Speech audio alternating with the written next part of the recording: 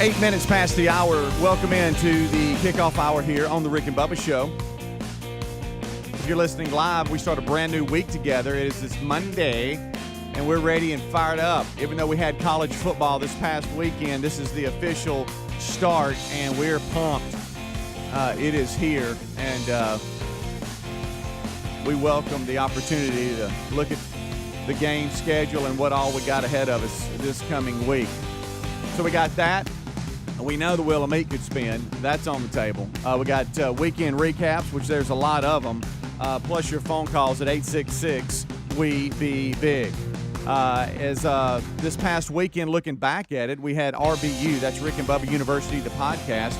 If you're just hearing about it, make sure that you search that wherever you listen to podcasts, and go ahead and subscribe and like it, and you get notifications of when we have brand new podcasts like this, the one this past weekend with U.S. Army veteran Eric Braun. We talked about his translator in Afghanistan and the stories behind him meeting Rocky is the nickname they gave him. Everybody's got a nickname. He had a nickname, Rocky, and how you can help the family, Rocky, out of Afghanistan, trying to get relocated with his family, 6 children. And so we broke all that down. You can go back and take a look at that if you'd like to, or take a listen as well. So that's there for you.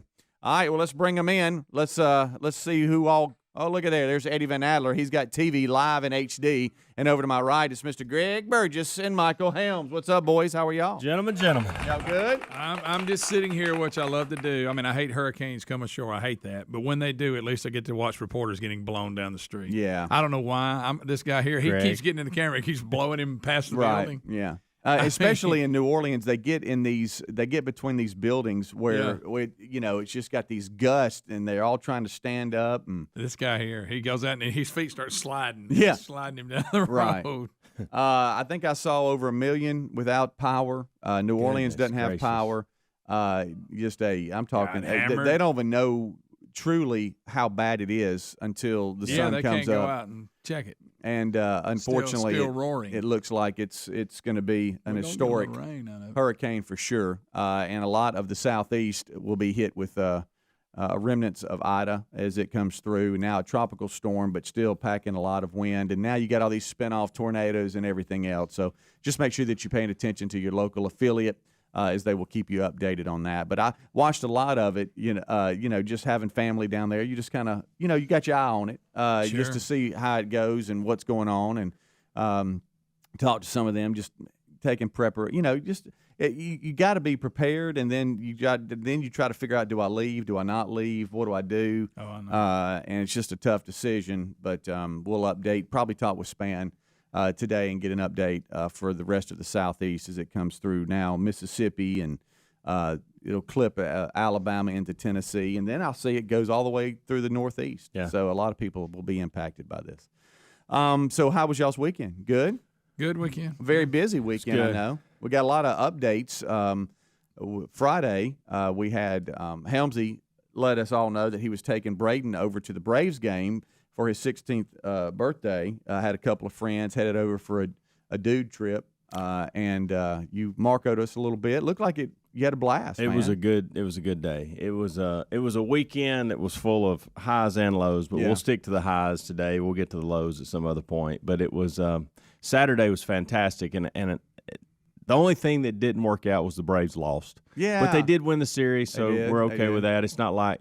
Because I would have been worried if we would have went Saturday, they lost, and then they lost again on Sunday. Right. But they won. We'd have had us something there. Guys, first time I've been to Truist Park. I love that park. I love the intimate setting. I love it's awesome. You got the hotel behind it. It just looks really, really nice, all of it.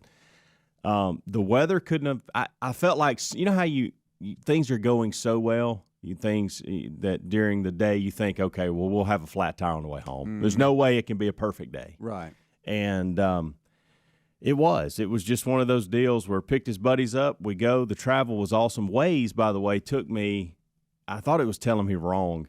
I entered so we had a parking pass, and I want to get to that in a minute too, because I never parked at a ball game like I did, and it was expensive to pay for this parking pass. But guys, when I tell y'all exactly what happened on that front, could not believe it.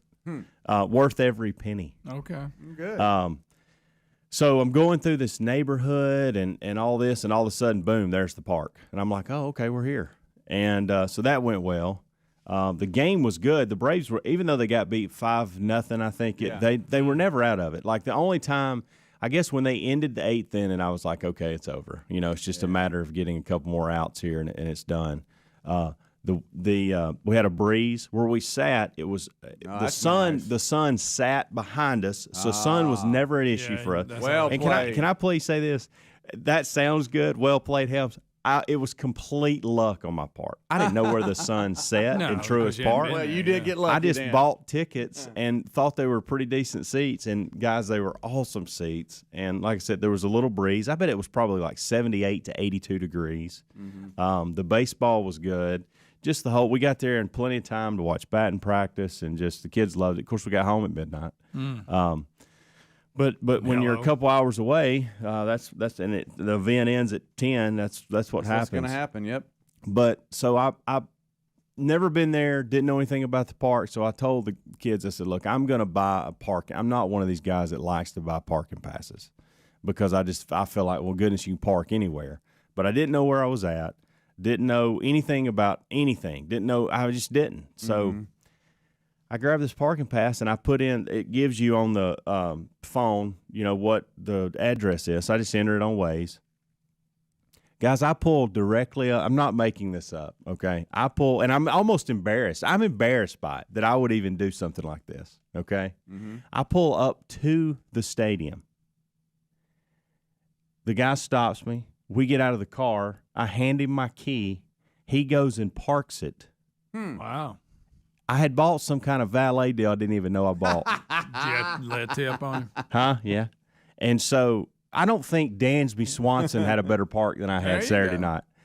Hey, seriously, It's worth walk. I bet my seats are 50 yards from where I got out of the car. Wow. When I leave, I hand them my key, and 3 minutes later, we're in my vehicle. That's It awesome. was the most impressive thing I've ever seen in my life. So you accidentally And- bought that and- and accidentally got good seats. You And, didn't- and the weather worked out. It was like, what in the world? What a great birthday.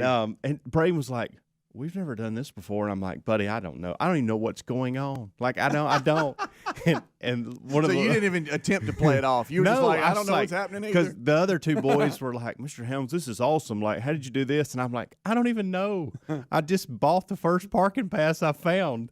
I'm sorry. I don't know. I was almost apologizing. They were like, don't apologize, Mr. Helms. This is awesome. Make Could a have used note. the Jurassic Park line. I spared no expense. Well, I mean, I really You know? didn't, and didn't know I did, but it was fantastic. That's the whole day. The good boys had and it was too. They didn't want to hang around with me much, which Yeah. was good. Yeah. I almost felt like they felt bad for me at one point because I was enjoying Yeah. just being there by myself I and just hanging go, out. Go, boys. Hey, y'all, do whatever you need to do. Let me know if you need any money. That's it. Yeah, So- okay. They'll let you know that. Sure, Didn't know I was going to have to tip the valet, but yeah. Yeah, right. exactly.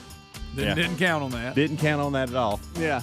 But hey, It's worth it. Hey, well, I will probably never go to a Braves game again without that. It spoiled me rotten. that's worth the tip, right? It really there. was. All right, we'll take a break. We'll be right back.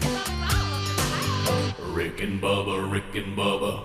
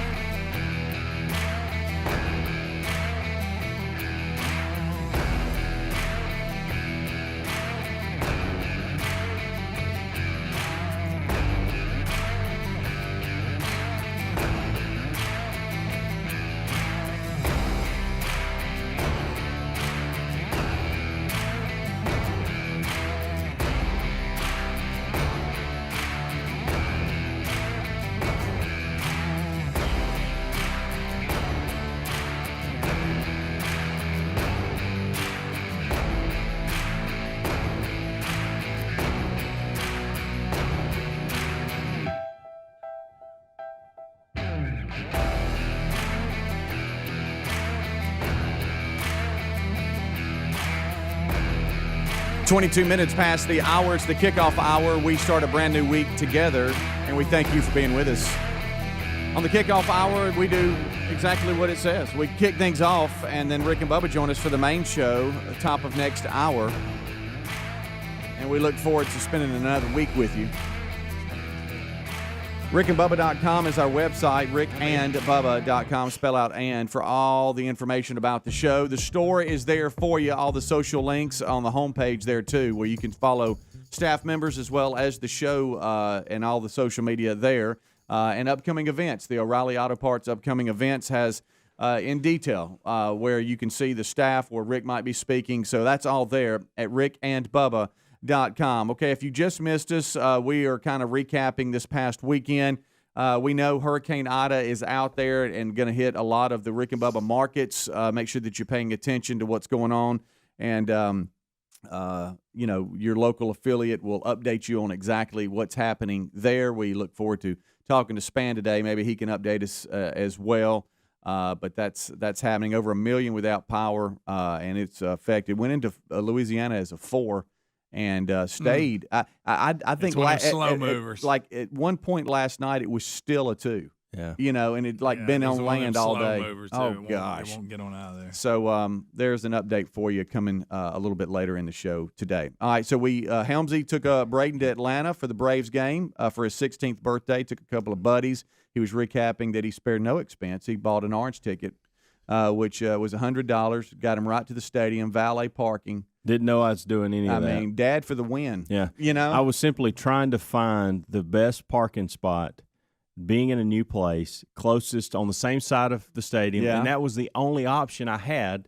There were another couple parking spots on the other side of the stadium, right, that were, not that much cheaper. So I was like, just do this, be close. You've got other people with you. Just make sure that this is, this goes smooth. Do want to thank the teenagers that were sitting in front of us that were vaping all night. That was interesting to sit there and watch. Yeah. That's good. How about a giant cloud in your face? I think they went to Columbus High School in Georgia. What a bip. One of them's evidently on the Columbus swimming team. He had a T-shirt on. But I wanted to have a conversation with them and go, what is actually going on? Like, what is the end game here? Why do you continue to have to take this device out of your pocket that when you breathe in it, it lights up? I know. They had this thing, and I didn't know what it was. But they couldn't have been 15, 16. They were Braden's age. You can't just watch a ball game. Exactly. If you want to get up and go hit the whatever. And then there was probably there were 4 or 5 of them, and they just terms. It was all night. It was just like they couldn't watch an inning without vaping. It was unreal. And then here's the other thing. And look, I don't care how we play this. Okay, I'm good with whatever we want to do it. Okay. I've never understood that argument about COVID and games, ball games. Well, it's okay. It's outside. You hear that argument and you go, okay, but you're still close. You're still touching the same things. You're still around the same. There's no mask, those type of things. And so, we had 40,000 strong in the stadium the other night, and I didn't see probably but a couple of masks, and it was usually the elderly that were wearing those, just like you would think. But I'm talking. People didn't. It looked like we were in 2019. Yeah, it looked as if nothing was going on. Try going to a high school game, football game. And so, and I'm good with that. I don't hear me. I'm good. I'm perfectly fine with that. I'll go back. I was never uncomfortable. I never once really even thought about it, other than the fact that you go to church the next day and people are spread out all over the place and indoors, and you're thinking, but here we're just. To me, I was more susceptible outside than being inside because we were stacked on each other, just walking the halls, walking the aisles, walking the condiment stations with the food. It just seemed as if nobody cared that there was a pandemic. And, hey, I'm good with that if that's the way y'all want to play it. But we can't put all these stipulations on everybody as far as going to work and these type things without getting certain things and demanding, And then just allow this. It was crazy. Yeah, that is crazy. Hey, it was loud in there too. Mm-hmm. It was loud. It was fun. It was fun to have that back. Yeah. Braves took 2 of 3 from the Giants, lost that one, but that's okay. Yeah. Came back, won yesterday. That's all right. That's okay. You're good. You're good, bud. That was the only loss you had. It was a pretty Thank big you one if for you're a Braves fan. Continue to bring that up. But, I mean, as far as everything else, it was win, win, It win, was. win, win. It was. I don't know how many points you gave that, but it sounds like you won 21-7 maybe if it was a game. Yeah. Because you had a lot of wins, Yeah. At what point did the day jump on your shoulders on the way home? Was it halfway home, or was the car active? Was there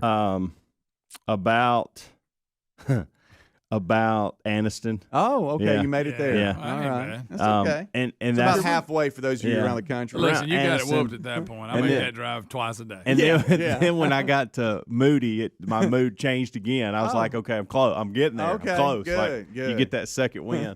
I would like to give a shout out to the Alabama State Troopers. Not that I got a ticket. Oh, okay. okay. But they were doing some kind of, I don't know what was going on, but from about, what's right past Talladega? Pale City. In that area, they had about a 6 mile Riverside. Yeah, They had yeah. about a 6 mile Lincoln. stretch where they had somebody on the overpass gunning Oh, people. sure they did. Oh, and here they come. then they had Yeah. probably 8 Uh-huh. to 10. I think every state trooper was in What that were you area. running? I was going about 78. Okay, and, that's but, where I usually hang. but 78 to 80, but they didn't. And I stay over in the middle to the right lane, and so Yeah. they didn't get me. But I usually get about 78 and lock her down. But here's what I will tell them: if they're trying to say that they don't have a quota to meet, probably don't need to do that in the last few days of the month. Yeah. Well, yeah. I've seen them, yeah. They got the guy with the gun. Hey, The others are lined lots up. of people got tickets. That's Greg and Helmsy, not me. Bubba.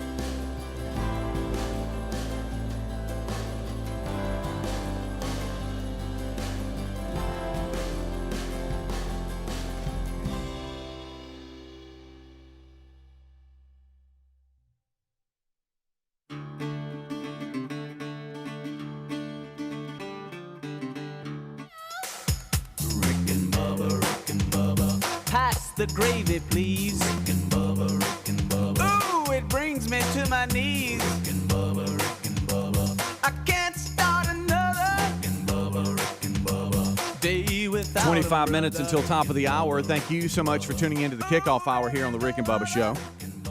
So, Waking on we've that kind of Bubba. recapped some of the weekends. Helmsy going over to Atlanta with Braden and the Braves game and the back and forth and all the. I'm glad you had a good guy weekend. Yeah, and I'll just say this, and I'll leave it alone because I don't want to talk about it.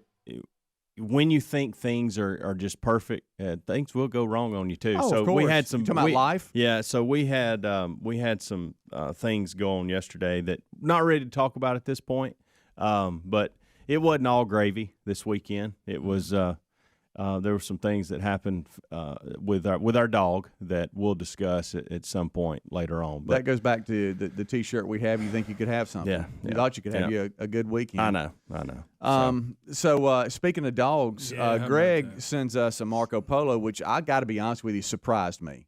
Really surprised me. Could not believe that he had sent a Marco Polo. I I know. thought I was seeing things. Yeah. You know, I'm like, If well, I let me see get- 'em- if I see them, I'll answer. Yeah. It's just When I don't saw look it, at it a I lot. fully expected it to be you. yeah. Hey, And come on. I I don't- did. Guys, I did. I just I don't was- look at my phone a lot on the weekend, Buddy. but if I do and I see one, and plus my Marco's not on my front anyway, I have to scroll. That's to good, see. buddy. Don't use his That's fine. excuse. That's his excuse No, when he what- doesn't check no, it. No, I moved mine to the front. If you notice, I'm you a are. little bit more Mine's active. You not are. on front. You're Because that- active, and I like it. Because that is something. It was hiding from me. I just Yeah. like. I Do you didn't want get us it. to move it for you to the front, Greg? No. No, not at all. But you said, I mean, Mr. Buddy, your dog, What a handle. your outside dog, it has been He's a like big a staple here on wild the show. animal. Yeah, I know, but it's well trained too. Isn't it? Yeah, oh yeah. He's Yeah. really, really well trained. if being well trained means biting people's tires when they pull up, I guess he is. Right. Yeah, jumping on He whatever. did it you, again the other day. What's funny, if somebody is parked at my house that doesn't live there, Yeah. he gets mad when they first come up, but then he gets over it. But let's say I show up, come down the driveway, and he sees me coming, he'll run to that car and start biting his tires. And unfortunately, he does it to other dogs, which is why he's had more stitches and staples than anybody. So Lisa texted me Friday and said, when I left this morning, buddy, it looked like he was bleeding. I said, great. Does he think at one point he's going to get one of those tires? I don't know. I'm what is wondering. the end game? I And think why he's, the tire? I think he's showing off for Daddy. He is, Yeah. but what I'm Yeah. saying is, I'm like you. What does he think he's going? After about 20, you'd think, you know what? I'm going to go for something else. And this has Yeah. been going on for years. I know. Right. And, right. I mean, there's so- so many stories with And him. you know, and every time he's hurt, it's horrible. It's devastating. But I mean, Right. he don't act like it. He's walking around like no big deal. And so I get home and I said, well, let me check him out. Maybe it's not bad. How do you tell him to come in? You holler at him? And then when he knows when I'm trying to mess with him, because he'll go get up under my truck and I can't get him, and I get mad and have to holler at him. But you got to tempt him with food. Oh, snacks. really? Yeah. Like a weenie or something? Yeah, he loves that. Uh-huh. And anyway, so that's why I get his medicine in him, because he's always on some kind of antibiotic from being chewed up. Okay. So again, here he comes, and I look, and there it is, and he's ripped open right there where his front leg connects to his chest, and you can see the muscle in there. I mean, he gets deep ones, and then a Good huge night. puncture wound on the other side. So here I go to the vet, gosh, and they said, look, you're going to have to drop him off and come back and get him the next day. Do y'all have like a special room or something that y'all I constantly should. go in? I know. Do you but- say, hey, this You have a own parking spot when you hey, pull this up? is Greg. So this was actually Buddy's chewed up again. one of the girls that was working had, I guess, had never been there when he had came in. She goes, "Is this his first time with us. I said, oh, no. Oh, no, ma'am. No, go No, pull his ma'am. card. You'll see. Do you say Buddy Burgess? No, just Bud. Most people have cards. He has a filing Yeah, cabinet. he's got a whole file. So he don't like a leash, obviously, but I got to put Right. it on him or he'll try to run off because when he sees the vet, he'll be trying to walk on the leash, but the minute we get out, he just locks down. So you have to pick him up, and he's a little bigger than I want him to be carrying him. Right. Now, is the So- blood gushing out, or is it okay? No, it's just you can Clotting see up a little bit? It's just open, just an open wound, and you can see the muscles and all that. And I mean, it's Golly. deep. And he's done it. You know, he got his head one time. Oh, You yeah. could see Yeah. the skull. But yeah. anyway, I mean, he's been. I can't think how many times he's been stapled or stitched. So I leave. Anyway, she's trying to take him to the back. We take him from here. Well, he's locked down. Oh no. I said, y'all want me to help? She goes, would you? I said, yeah. So I just pick him up, go back there and throw him in one of them cages they got, See you tomorrow. Okay. So I go to get him, and the next day I called. They said, yeah, he's good. Come get him. Well, the girl said, I'll go back there and get him. I said, well, if he has any trouble getting him to walk, then just let me know. I'll come help. Well, he knew he was leaving. He comes sprinting, dragging her down the hall. Okay. She goes, I think he's ready to go. I said, yeah. He's jumping. So I get him outside, and he's like just going nuts. And I was like, calm down. So when he don't want you to mess with him, he tried to go under a truck that was parked outside.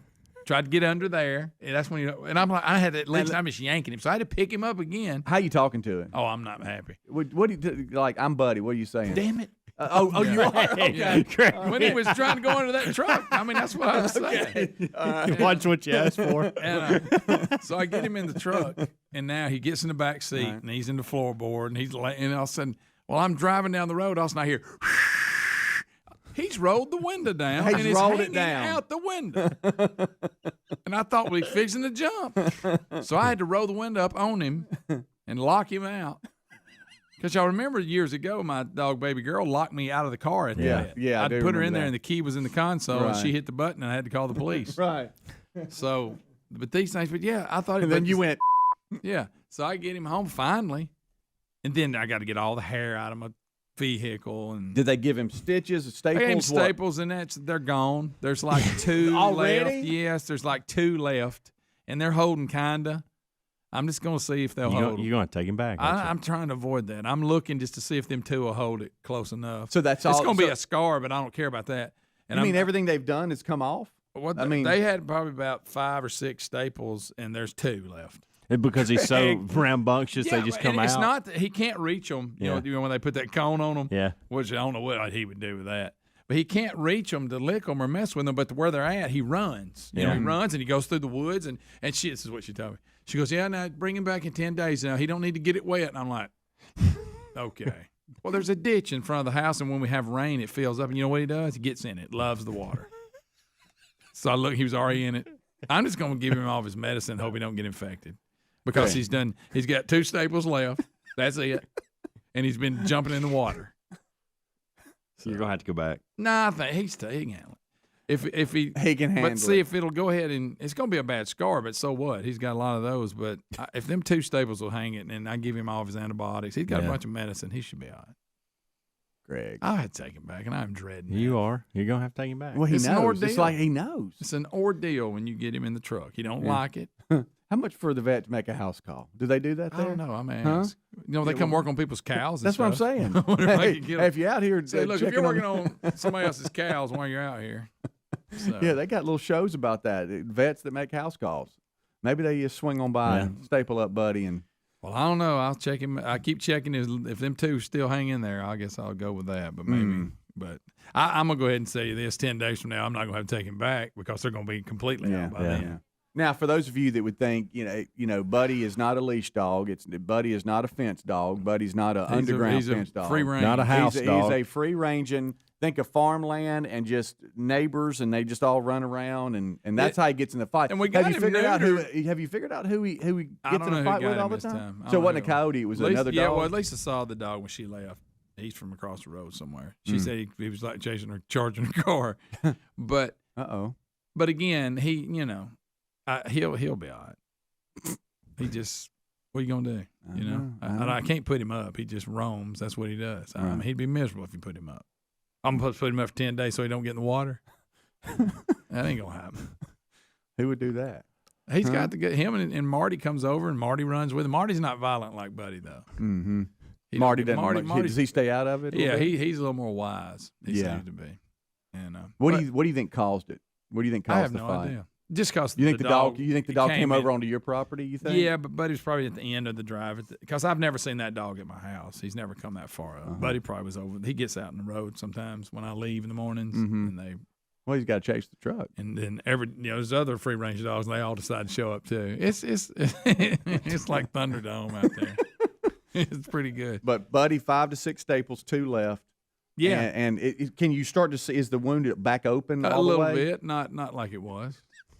Greg, you probably need to go get. I don't want to fool with that again. what if it I'm gonna gets- keep an eye on it. So he's on. Are you though? Maybe they should have stitched it. What, so you don't think they put stitches underneath No. the skin and then No. staple the top? No, maybe? he's Staple City. I've seen this before. I had to take him back last time he had staples and let him put him back in. On the. Was it on the? No, this one was on his back side. The one in his head was stitches. They stitched that. You talking about where you can see his cranium? Because 2 days in a row he got bit in the same spot. Mm-hmm. That was And, great. It That was was deep. tough. It was deep the first day, and I thought, well, let's see how that works. And then he got in a fight again. But we got him neutered, and he hadn't been chewed up since then until now. Because he's not out chasing. Well, what you said Females. the dogs would do to each other. It's like Yeah. a bunch of kids out there. Yeah, he'll run yeah, up and urinate on them. It's like it's Well, like yeah, when you're yeah. not gonna come in my yard without me peeing on you. Right. So he'll I don't know what that is. he'll hike up a leg on another dog. Yeah, he don't like you coming in his yard. that's what He don't do Marty that way. They're friends. Yeah. Well, they're my friends. They are. They get along really good. We But love I Marty. guarantee you that's what happened. Yeah. That other dog came on over and onto his property. Yeah. And dogs, I don't know, dogs, humans, anybody don't like that at all. They don't like anybody You doing think that it was to because them. your neighbor dog didn't have a mask on? It may have been. Yeah, but maybe that here's was the it. thing, though. Like I've seen him gimped Maybe he up. wasn't vaccinated. Could have been. I've seen him gimped up when he's hurt, and he don't get around. You think, ooh, he's in pain. Mm-hmm. Y'all, he's running around with this hole in him, like he doesn't even have anything wrong with him. It has to hurt. Mm-hmm. They actually gave me something for pain and information. I said, I'm not giving him that. He don't need it. Well, great. He's just jumping. He acts like he ain't even got nothing on him. Now I've seen him that time. They got his head real good and got he laid up in the garage for a while on that. But Yeah. this one here, he ain't checked up yet. So if he was showing off his scars to the other dogs, he'd have them all over. Oh, he started his head and go all everywhere. A lot of times in the chest. They must bite him there when they fight. Maybe you need to work with him on letting the dog get up But on again, he had done good since he'd been neutered. This is the first incident since his neutering. So it's last time I You took him. think he'll got sold urinate up. on another dog again? Yeah. Last time that I took him, I told him, I said, well, y'all got him. Go ahead and cut him off there. Yeah. And they did. And he don't chase women anymore, but he still likes to fight. Yeah. Rick and Bubba, Rick and Bubba.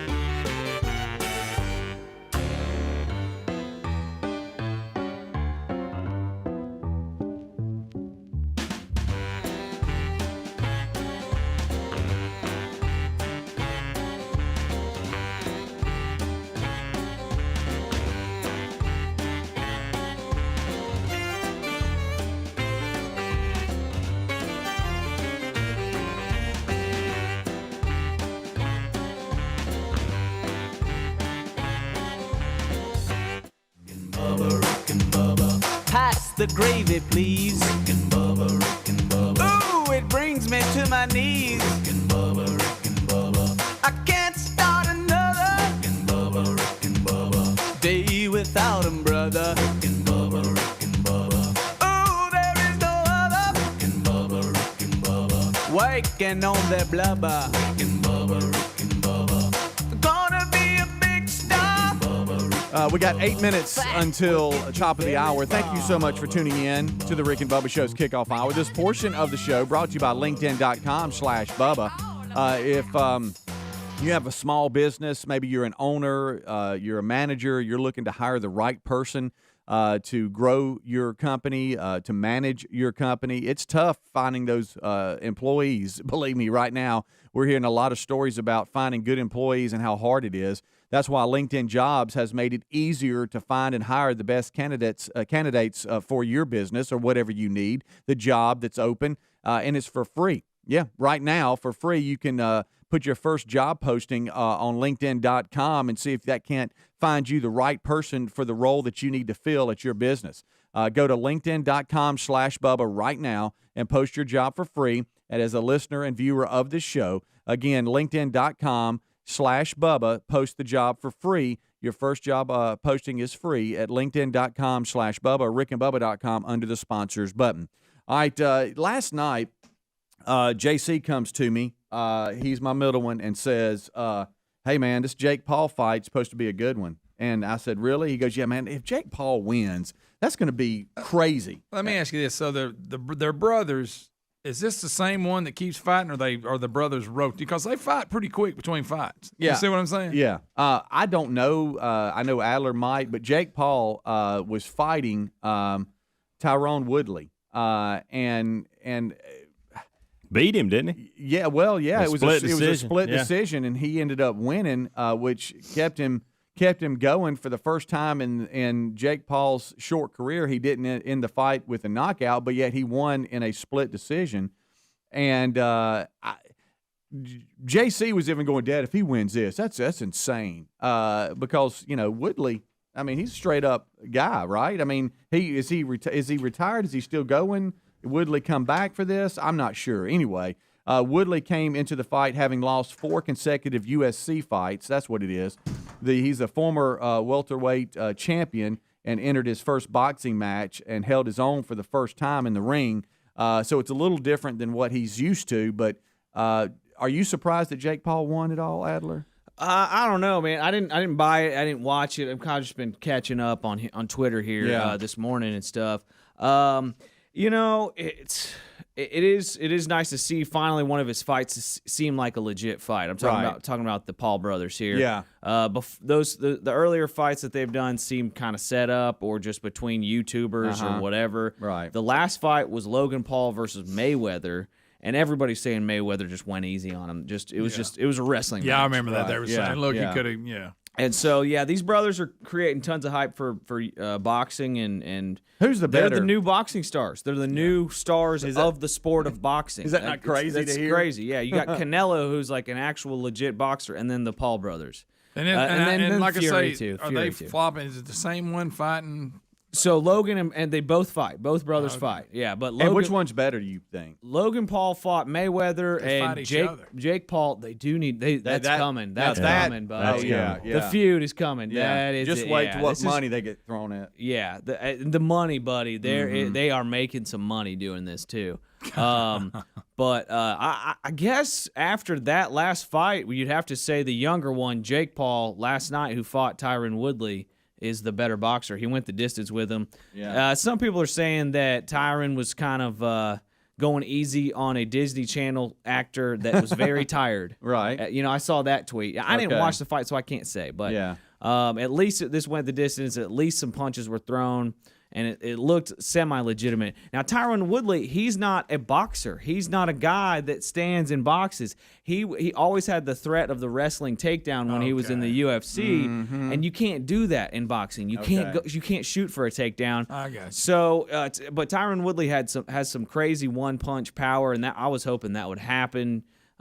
just to kind of shut these Paul brothers up a little Okay, bit. you frankly. just said, okay, I was going to get to that. So you have been on record. I was about to say, is it fair to say that you're not a fan of the Paul brothers and the fact that they're boxing and being legitimized as people in the sport? What I'm more concerned about here is like being a fan of MMA. Yeah. You want these MMA guys to represent the sport of MMA well, and you want to think that like every boxer that's in the UFC, or every fighter in the UFC can outbox anybody. You know what I'm saying? Yeah. You, as a fan of mixed martial arts, you want to see that mixed martial artists represent themselves well just in the boxing ring. So that's who I've wanted to win each time, because last time Ben Askren just got knocked out in like the first round by the Paul brother, and so this time around I really did think that Tyron would knock him out. But that one punch power doesn't translate as much when you got the heavier gloves on, Right. Yeah. And you can't threaten that takedown. You can't go Yeah, for you it's can't different. do It's a leg. different sport. You can't grapple. You Right. can't do any of that stuff. So. Well, But, that was you that was this past weekend, and didn't know it till JC said something about it.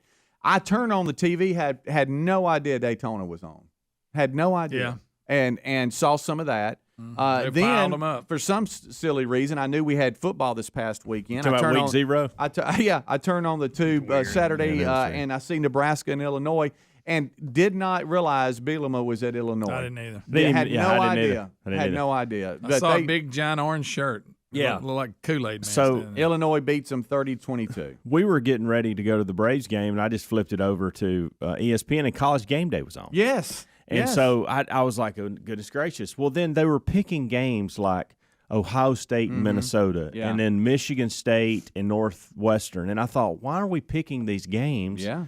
They're not this weekend, but they're Thursday and Friday. Correct. And so College Game Day doesn't roll around again until Saturday. So it took me a while to figure that out. But hey, we're it's here. It's is here, here. guys. It is It's here. Week 0 is complete, That's right. and week 1 begins Wednesday. Yep. And to kick it off, we'll have Lou Holtz with us on Friday. So how about that? We are ready to go. Jacksonville State, UAB play and Montgomery Wednesday. Yeah. So it's a busy week, and we'll get it going and look forward to it, man. That's out there. But it just, I don't know, it just felt weird because I had no idea that college football was going to be on, and then I turned on the tube, and there's Nebraska and Illinois. That was crazy. We'll be right back. Rick and Bubba, Rick and Bubba.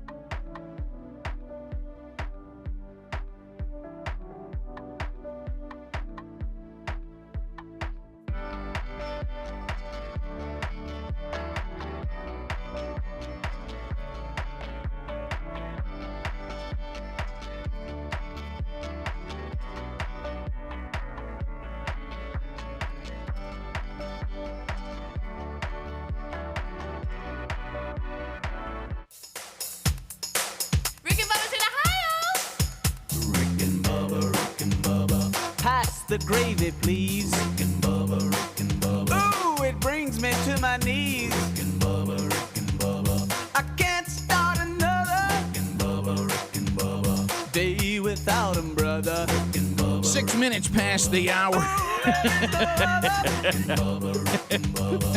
6 minutes past the hour. How are you? A brand new hour begins right now. We start it with the national anthem.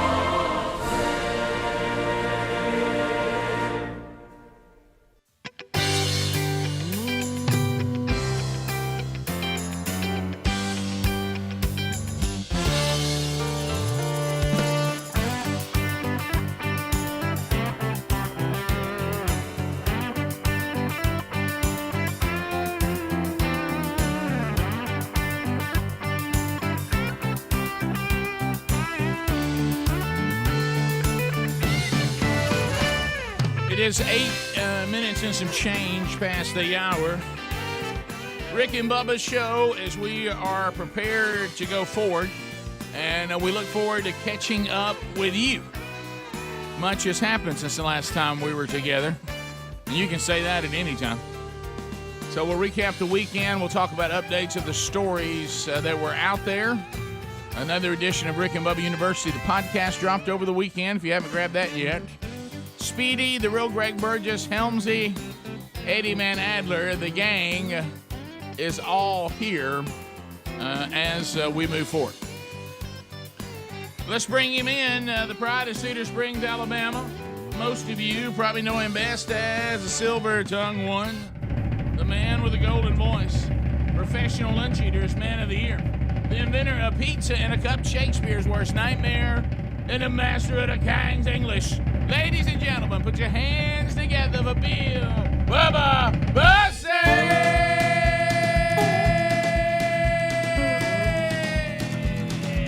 Howdy, Bubba.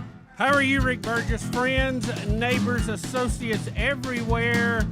Wow, a lot of you dealing with hurricane this morning. Yep. Hey, hope you got a generator. Nah. Huh? Hey, nah. But then a sparkler in his hand.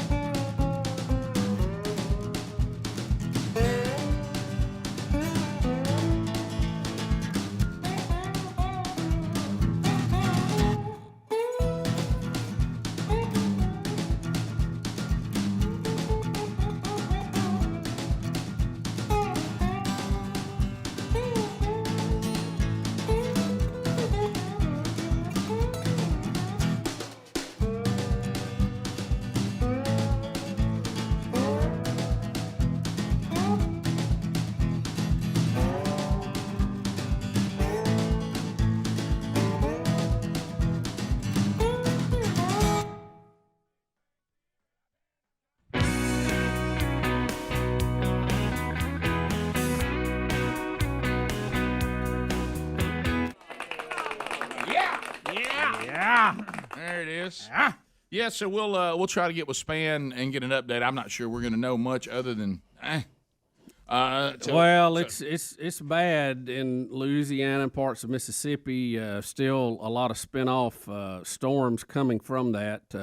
Millions without power right now. So it's a lot just coming up in that part of the world. So we'll know more in the next couple of hours. But it's going to be bad. We know of one death so far, which I think is amazing. That's only been one.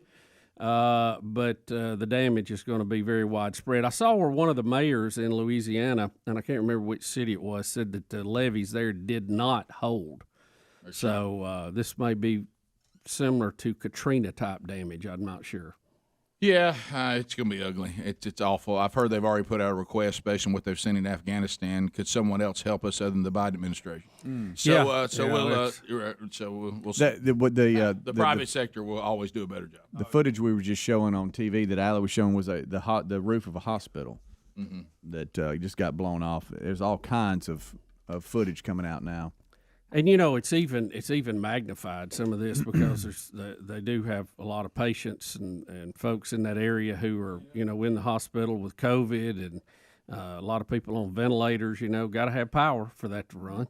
Sure. So it's quite a mess. Yeah, and these natural destructive forces, when they hit, you really, really, really understand that with all the things we're an arrogant bunch, human beings, and we stand there sometimes and look and go, it's a big chasm between us and the power of the universe. Boy, I tell you, we're a little bitty speck.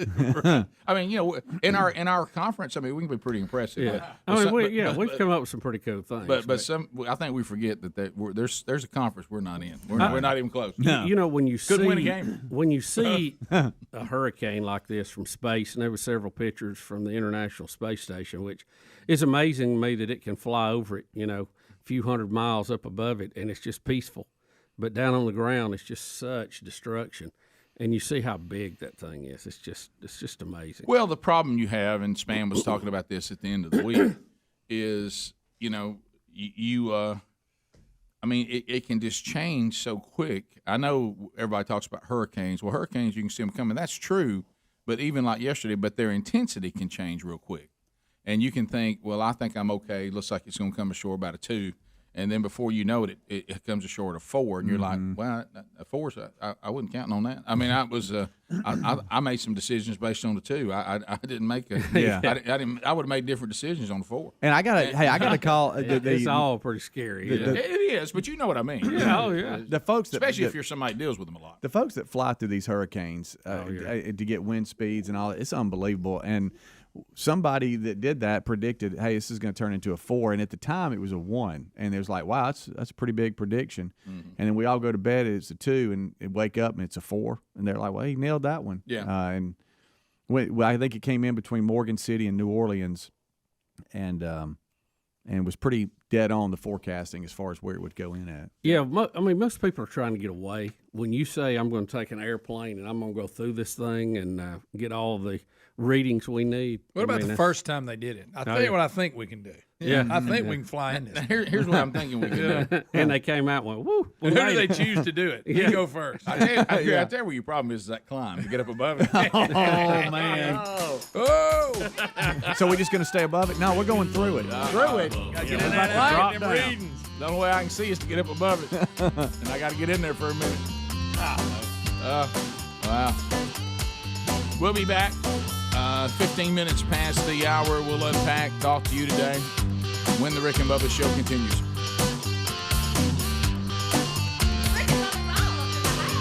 Rick and Bubba, Rick and Bubba.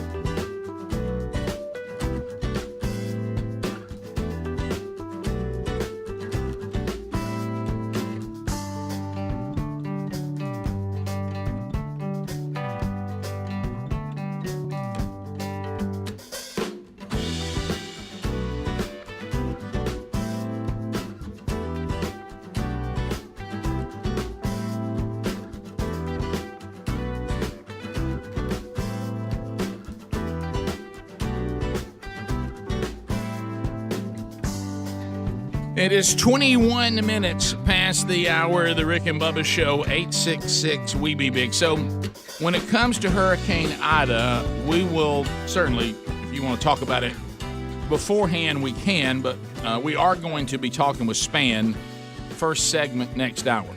So in less than an hour, Spann's going to let us know what they know at this point. And there's a lot. It's not good. We know that just from weather history of the past. I do want you to focus on Rick and Bubba University, the podcast from this weekend. Eric Braun, our guest. And if you get an opportunity, you haven't listened to it or watched it, you can help. He's helping out one of the interpreters that helped us that, thank the Lord, has made his way out of there. We were concerned that he would not. Many of the interpreters have already been killed by the Taliban, but he and his family, 6 children and wife, got out. It goes by the name Rocky, as far as we are all concerned. And there's a Fund Care account that is set up, fundcare.org, and you just search Rocky, my friend, and you'll see it there. But you can go listen to it. You'll hear us saying something different in the podcast, but Adler dropped something in that kind of corrected that because we got some information after we'd already recorded it that we needed to update. So check that out from this past weekend. Willow Meat's back in play, too. That could happen at any time. So we can spend some time. You want to wait on the hurricane until we got Spann on because he's going to probably tell us more than we know. Well, we can look at a little bit of it. I don't know if Adler found the footage. You know, Jim Cantori's going to be down there. Yeah, he's got his people are emailing asking us to ask because that's going to make Spann so mad. He's got a batting helmet on. Have you seen it? No, I mean he's got like a kid's batting helmet on, out and trying to get in the wind and everything. And there's some guys run behind him on one of the clips, and one does a cartwheel, and a good one, by the way, while wearing a backpack. Yeah, got a backpack on and does a cartwheel and just keeps moving. So, yeah, there's something I don't know what it is. I know it's bad. The whole thing's bad, but there's something about that. It's funny to me, and I'm sorry I can't help. No, so here it is. Is this the guy right here? Backpack. Watch. All right, here's backpack. All right, right behind him. No, and it keeps on going. Look at that batting helmet he's got on. Yeah. Okay, listen, Jim. You do this all the time. I know. You go out in these things all the time. You got to get a better setup than a batting helmet. At least put a logo on it or something. Can I tell you what is funny about all these things that happen, like the time, is because the reporters are trying to convince us that they have put their lives on the line. Right. And look right here. And that it is just the end. That it's just the end of time. And they don't know how anybody's going to survive. Rick, that's a different cartwheel. I hadn't seen that one. That's a different one. Look, he's hunkered down in that wind, trying to hold on. He's about to, and somebody's behind him without any coat on, doing cartwell. Right. That's what I mean. You remember that time that the person was trying to convince us that the flooding was we would be lucky if they survived this cut in. And a guy, people start walking behind him with it up to about their ankle. And they were in a canoe. Yeah. Remember, they were in a canoe during the report, like they were floating around the city, and the people were waiting behind them. Well, let me just say this. So anytime that happens, it kind of takes away the drama, doesn't it? Let's say your life is in danger. That's not necessary. You don't need to do, you know what I'm saying? No. It's not necessary for you to get out in it. No, it's really if you're truly in danger, right, then there's no reason for you to be out there. Yeah. You know, be inside in front of a window going, look at that. Greg, I hate to say this. You could just be posting the updates and let's just look at them online. I mean, I'll be honest. I told him this morning I was already looking at clips. I actually love to watch it. Yeah. I guess if you're the Weather Channel, that's kind of what you do. But I really think that there's a cooler thing, and I even know why they're doing the helmet thing because there's pieces of the roof falling off. But look at this guy. But I think we can do something better than a batting helmet. And he's got some surely kind we of can. safety glasses on. Yeah, something. Well, it also Put looks a logo on the front. I love that. like a straight up batting helmet. It Just put the Weather Channel also logo. looks silly when other people are walking around and they don't they're not they look like they're getting through this with really no problem. Yeah, and he even brought that up. He's like, people are kind of coming out and then taking pictures and going back in and all this kind of stuff, and then of course they started having fun behind it. Look, everybody's walking in front like it's not even. Did y'all see the last one that came in? No. It wasn't a major, but the footage. Did we not talk about that guy that it blew him out and you could see his crack and it was blowing him like a tumbleweed? That's good. It was last week. Sure. No shirt off his back. Right. Well, it's like, for instance, like you talked about, Greg, the footage I've already seen when someone's looking at a building like a hospital, and the roof just begins to come off, just almost like a giant hand is just Peeling peeling it off. See, I get the idea of the strength of the storm. Yeah. I really don't need a human being to go stand in it with a bat helmet on, let it blow up against it. And then look, the guy's right behind him. Yeah. Look, a lot of those guys have the same kind of shirt on. Is that the crew that's got that truck and they're hunkered down in there? My favorite is If Jim. he just pulled his shirt off, it'd have been perfect. But see, Jim wants us to think that he can barely stand up in this wind. Well, he's got that dumpster that's tucked over. Right. Look, and this guy's over by a utility truck, and he's just standing there looking around like watch how Jim will even stagger back. Watch Jim stagger back like it's really got him, and this guy's just standing there with no problem at all. Do you think he wears those parachute type pants like that so they flutter more? Mm-hmm. Well, yeah, it adds to the effect. No, of course. Well, the guy behind him doesn't even have a rain jacket on. He got a T-shirt. That's so us right there. It is. Hey, it's bad enough, okay, right. without all the antics that go with it. Yeah, just look. How about this? Just shoot a picture out the window and show me stuff blowing down the Here's street. the thing. That's pretty good. Let us know what's going on with the hurricane. You don't have to create, some sort of dramatic. You think they're going to pass on that opportunity? No, I know, but I mean, I don't mean I like it though. No. I mean, to me, we're trying to create drama as opposed to just report. Of course, that's the entire journalistic industry now. Yeah. Oh, trying to make news? Oh, yeah. Sure. Well, Greg, really, I'm going further than that. Greg, well, same thing, but I'm just trying to put on a show for you. I want to be sharp. Is what I want to be. I want to be provocative. I want to be dramatic. I'm really putting on sort of a fake world. Right up to the guy does a cartwheel behind me. Gosh, that's good. Remind me to tell you something in the break about something else. No, another cartwheel. He's going the other way. Yeah. No, it's just, That's a lot of very athletic people out there. Yeah, sure. And apparently people that are not near as concerned about the danger of it all as Jim is. But he's got a bat and helmet though, so thank God for that. Yeah.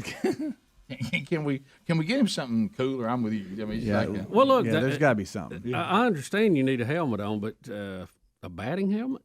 I mean, is he expecting a fastball? I mean, well, I guess that's all he could find. Shouldn't he get a motorcycle helmet and maybe put a logo on it? I'll tell you Something that would look a little cool. I'll tell you, the number 3 batter for the Little League team's missing one. Yeah. There's somebody going. Somebody went to the plate this weekend going, "Hey, where's my helmet at?" All right, so what was the Saturday Night Live? The Coneheads? Yeah. All right. Yeah. So one of the because that he wasn't the only Weather Channel reporter that had this helmet on. There's a couple of them, and one guy even said, "I'm getting called out on social media because of my helmet because he had his Weather Channel jacket. He had the hoodie on over the helmet, so he looked like a conehead." Okay. And he said, "But we got debris flying all over the place, so I've got to wear it." Anyway, he tried to justify it, which I understand if that's your job. This and is that's one of the what you're recommendations doing. that James Spann will Yeah, give you. yeah, And I understand. I see why he's wearing it. And I get it. You are the Weather Channel. This It is is kind of true. what you do. I get that, but we got to find something that looks a little bit better. Something I don't know. Yeah, and I don't know. I don't know what it if is. If you're a dad, you grab a batting helmet your kids got.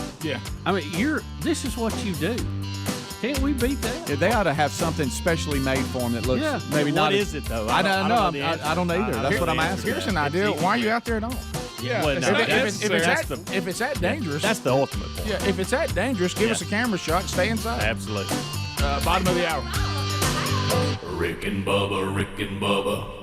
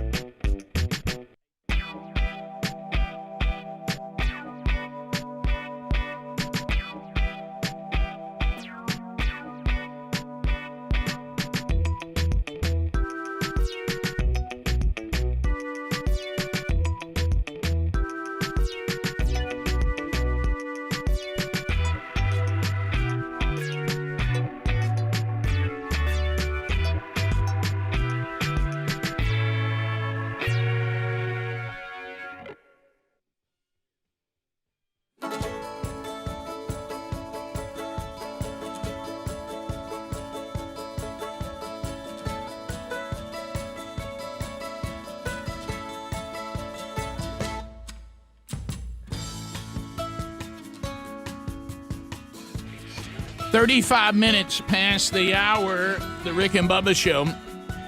866-WE-BE-BIG is the number. SimplySafeBubba.com. Now more than ever, it's the desire to feel like you have security and you're safe. If you get this Simply Safe Bubba system, go to SimplySafeBubba.com. That URL is going to get you 20% off. It's also going to get you your first month of the interactive monitoring for free. And they do monitor you 24/7, 7 days a week for about $15 a month. So there's always someone there for you if you do have a medical emergency, a fire, break-in, or you just need help. Somebody is always there. SimplySafeBubba.com is a system that you can set up yourself, which means you don't have any installation costs. You're not sitting around, trying to take off work or somebody's got to stay at the house tomorrow. Installation crew is coming. Hey, what window did they give us? Sometime between 8 and 6. You this way you get it, you put it together, you can customize it, set it up the way that you want. So SimplySafeBubba.com also comes with a 60-day risk-free trial. There's no long-term contract. There's no hidden fees. There's no installation cost. SimplySafeBubba.com. There's also a link at rickandbubba.com. You can find that right there under the sponsors button. Let's go.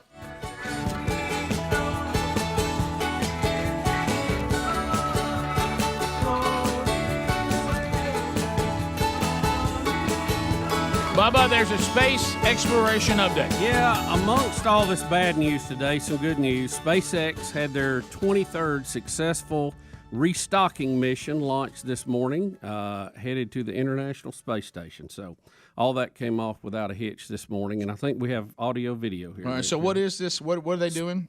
Refueling resupplying the International Space Station. Okay. All right. 5, 4, 3, 2, 1, 0. Ignition and liftoff. Cargo Dragon takes flight, continuing a busy year of deliveries to a crew of 7 aboard the International Space Station. This is a little different way waiting on somebody to go to the grocery store, isn't it? It is.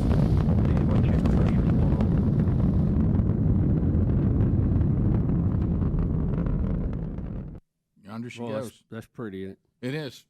When you see it in person, too, TV does not do it justice. I hope we get to go see a few more launches in the next few years. Everybody and their brother's getting back in the space deal now, so that's good. I was about to say. That's a good time for a space enthusiast. Yeah, that should be good. Yeah. So which one is this bunch? That's SpaceX. So who are Elon they? Musk. Elon Musk. Okay, all right, I got you. Now, what's the three? There's 3 of them, right? Virgin Galactic and then Blue something. yeah, Blue Origin. Mm-hmm. Yeah, that's Bezos' bunch. And then there's several other smaller groups that are trying to do. And Adler, I didn't tell you this, but they tried to launch a rocket this weekend from Alaska, and it went sideways on them, Rick. So I don't know if you saw that or not. Was that Musk? They put a meme out, and one of them said Space Y and SpaceX. They had the video side by side going in different directions. So no, it's not much. It's it's another group that's trying to get into the contract. And Thank you, Rick. Thank you, buddy. yeah, my kids love that. I'll tell you about that. It's solid every time. Thank you so I just didn't know much. if it was. I just need that pump. Don't you kind of wish you had that pipe on? You could talk like that at any time. Oh yeah, Yeah, absolutely. I'd yeah. wear it out. Well, yeah, we actually had one in one of Rick. the bands, Greg, and I was in it, and it got to be we were so abusing it, we just got rid of it. Yeah, that's all we did. It's like it's not supposed to be in every single song. There's no need for it in every single song. You have to here's the doesn't one, really Rick, fit. this weekend. Watch this. See if it's Wow, got looks like audio something in to my it. Now, backyard. what bunch What? is this? Yeah. Like we got it on the cove or something. Yeah, it does. Watch when it takes off. It's going to go to the right. Oh no! Oh, my God. Y'all- okay. Hey, hold my on now. goodness. Easy. Oh. They Hold had one of on. their main engines shut down right when it was supposed to take off. So night. it did eventually go up after it went sideways. For Maybe a while. not everybody needs to get It's in like this. Old Town Helena. We just did something. It's like a science project at high school. Can I tell you what's funny? Rick? And that was launched at Kodiak Island, Alaska. Well, Greg, let me tell you That what. sounds like a scary place. I'm on the island called Kodiak Island. What? All I got's a wrench. Yeah, but imagine is that not the ultimate? Can't you have nothing? Yeah. It's somebody getting your order wrong. All you have is just like, man, let's go. Let's look. God Almighty. Yeah. All that money. Oh, Greg, there you go. Hey, look. And don't you love first person? Hey, I look good. Got a little work to do. It seemed like a tiny little thing too. They finally got it up to I think I'm about like- 50,000 foot, and then it came back down. They had to blow it up. You can buy that rocket at Crazy Joe. Look, see, there's my house right there on the left. Some kids got I wish together. I wish we had more footage of it. Rick, it just kept going sideways. Are you serious? For a long way. And then they get that over. It finally started easing Hey guys, up. just shut it down. Greg, then you get in there, when you're really like down talking about it. Say, what part you like best? When it went sideways. I like when the smoke was so bad you couldn't see anything. So I tell you what, if we've been promoting a dancing rocket, we had that. Yeah. Speedy, and I saw a documentary this weekend on Stennis over in Mississippi, South Mississippi, which, by the way, probably getting pounded today. But, boy, that's quite a facility over there, too, where they're testing all the engines now. Yeah, I don't even know what you're talking about. Oh, yeah. Really, Rick? You don't? No. It's one of NASA's, I guess it's one of their proving grounds, you would call it. And where'd you South say it was? Was Mississippi. it Apprentice, Mississippi, or what'd you It's say? Stennis. Stennis. Okay. Yeah. And it's in Hancock. I believe Yeah. it's Hancock. It's right down on the coast. By Long Beach. It's right down on the coast, yeah. Been there, a long time, since the 60s. Really? So, yeah. And what engines are they testing? Well, they tested some of the Saturn engines, the space. They do. I think NASA does most of all their engine tests there now. So they're all time, setting one off, and they've got a big area around. I mean, it's way off from everybody, intentionally. Well, sure. You got to isolate when you got all that going on. And Maybe that last but bunch to- needs to get But to be down there firing those engines off, that's got to be fun. You talking about discount space? Was that who that last bunch was? discount space. Greg, apparently Spirit Airlines has gotten into space exploration.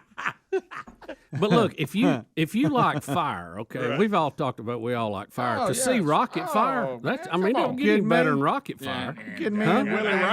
Willie Ralph. I mean, letting it bark off, that's something. Oh, come on with it. I was looking at the Lane. because I when I hear something like Hancock County. that. By the way, Bay St. Louis area. I must be out of the loop too on exploration. I keep seeing a lot of really funny jokes about the milk crate challenge. What is this? Oh yeah, this is where you run up walk the on the little, milk crates, the Rick. little mountain and go back down like you stack them like a staircase. Are we that bored? Oh yeah, Are we The that blooper, Oh, yeah. the Braves mascot did it the other night, and I wondered what that was about. Now that helps me. Yeah, The I first saw time like I the Indianapolis Colts mascot. did Okay, it. Rick. This So it's a helps me mascot. so This much is the because I new wonder thing. why everybody was going nuts about this. By the way, how did the courageous indigenous people do? excellent. And Did they a have lot of a- tomahawk chops. Okay, good. I know you went to see I'm not allowed to say it. The courageous indigenous people. Yes. All those texts tough were to solid. make it By the way. Rick, that showed extreme bravery. You're right. Right. Yeah. Because here's Babylon B today. One of Jesus' lesser known miracles, the time he walked across milk crates. I mean, did y'all see the one that I laughed? I nearly sent y'all. Biden drone strikes White House after vowing to kill those responsible for the American military deaths in Kabul or Kabul, whatever it's called. Yeah, I saw. That's funny. So, Hey, you talking about a mess? We're in the last 24 hours there because the deadline will turn there overnight. We And, intercepted a number of rockets that were shot at yeah. the airport as well. That still look Hey, good. Hit a that neighborhood, last though. plane out. Who's going to be making sure the rockets ain't Well, coming at you? what didn't they have a deal with the Turkish military that they were going to stand by and make sure that we got up and got out, Well, and, now- and they left Well, too. who's going to guard them when I they heard leave? this morning that the Taliban was actually going to help get there when we pass the deadline. Then they're going to take charge of getting Americans out. That's what they said. I don't know. Yeah, they've why done wouldn't you believe them? Yeah, they've done such a good job so far. Right. Yeah. Anger. Taliban going to help out. Greg, we also got an email from some bunch calling themselves wolves. They said they'd help get the chickens out. Yeah, if they need help, let us get them out. They'll help tend the sheep. Right. Don't forget about ISIS K. What is the K? Yeah, They've I added don't to know. it. That's some, Just Why a do I group feel that like formed that's- out of that. I know, but Why do I K, feel like wonder that's what the K something- stands for. Greg, it's an undesirable breakfast cereal. I think we may have given them that name. I don't know that they gave themselves that Maybe they name. did. Who knows? It's a ISIS K. it's a province that they come out of. When I first heard it, I thought it was another variant from COVID. Yeah, I know. All right, so we'll come back. By the way, we got another one of those. Of course. Coming from South Africa. Of course. You know what they said? Even more contagious than the other. I go, it can't be any more contagious. I mean, y'all have already spooked us on the contagious thing. Huh? Contagious. I mean, you can't get within a half a mile of anybody now. 15 minutes to the top of the hour. 866 We Be Big is our number. More Rick and Bubba coming up right after this. Rick and Bubba, Rick and Bubba.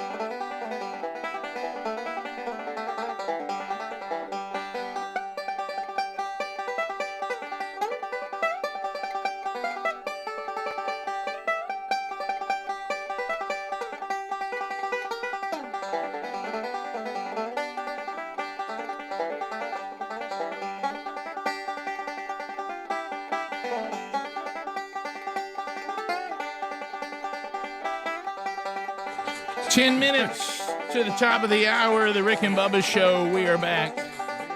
Thank you guys for being with us. All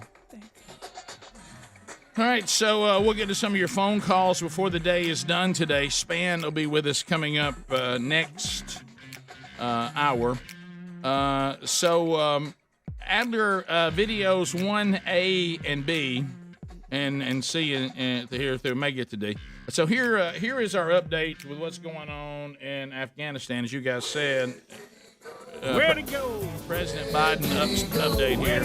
He's hiding in the basement. Does anybody know Basement Joe? The mess that is Afghanistan, and so Biden says he's going to take some questions, but he puts something out there that he needs to know first, which is hilarious. But I think he was at the FEMA headquarters or something. I saw that. I saw them uncomfortably trying to walk him through, and he had that look on his face. Of course, he had his mask on. Mm-hmm. He had that look on his face like he wasn't quite sure where I was there. So then he stops to take a few questions. Here we go.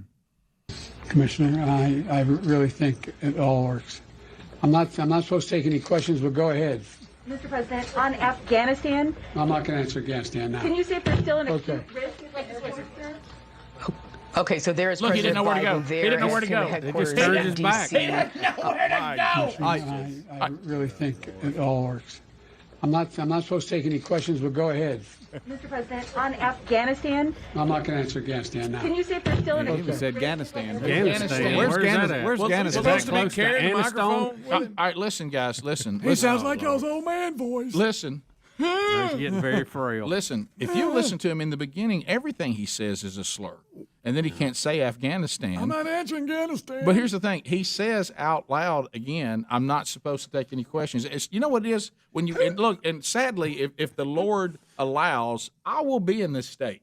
Okay? So I understand that. Right. Genetically, Greg and I have no hope when it comes to this. Yeah. But what I'm saying is I got 1 foot in there already. But what I'm saying is this is the fact that because in his mind he's working so hard to try to remember what he was instructed, he just announces it. Yeah. They told me not to take any questions, but I'll take one. Can I ask you about Afghanistan? Thinking out loud. not Rick. taking any Afghanistan. See, All right, so since when does the leader of the country think that people can't ask him questions? That's part of your job. You inform people and you take questions. Well, I guess he's there talking about the hurricane, so he didn't want to talk about Afghanistan. No, Bubba. but he No, just, it was Afghanistan.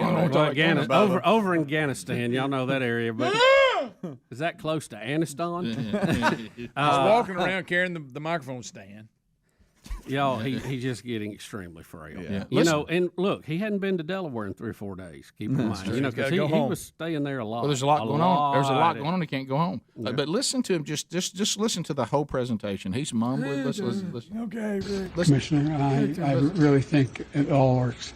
What? I'm not supposed to take any questions, but go ahead. What is it? What's the first sentence, Adler? Say that again, let's break Commissioner. this What? down. Listen. Somebody won't work. Commissioner, I really think it all works.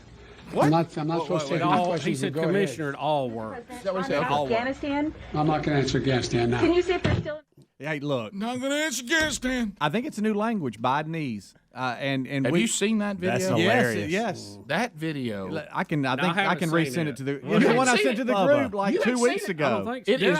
Did I send it to you? Bubba. No, I sent it to y'all. Bubba, I send it to you. Listen. Oh, my Wait a Lord. minute. Afghanistan. He said that I sent Hey, it. Is it Biden. Afghanistan? Are you allowed to take questions? I will answer questions. You Bubba. may not like the answers. But well, Night Bubba, alive. listen. I know what makes you laugh. Right. This is right up your alley. Let me see if This I is can find it SEC again. short. Here it is. We've got Okay, it. All right, good, can we good. start over, Adler? Can we Yeah, start over? yeah. All right, here we go. Strength, Badakefker. My boss been wet. Palmas, true under dash dubba de pressure. Ladies and gentlemen, boys and girls, today I am going to teach you how to speak Bidenese. I'm going to teach you a few words and then we'll get the proper pronunciation and context from the master himself, President Joe Biden. The first word I'm going to teach you today is Nexnosrent.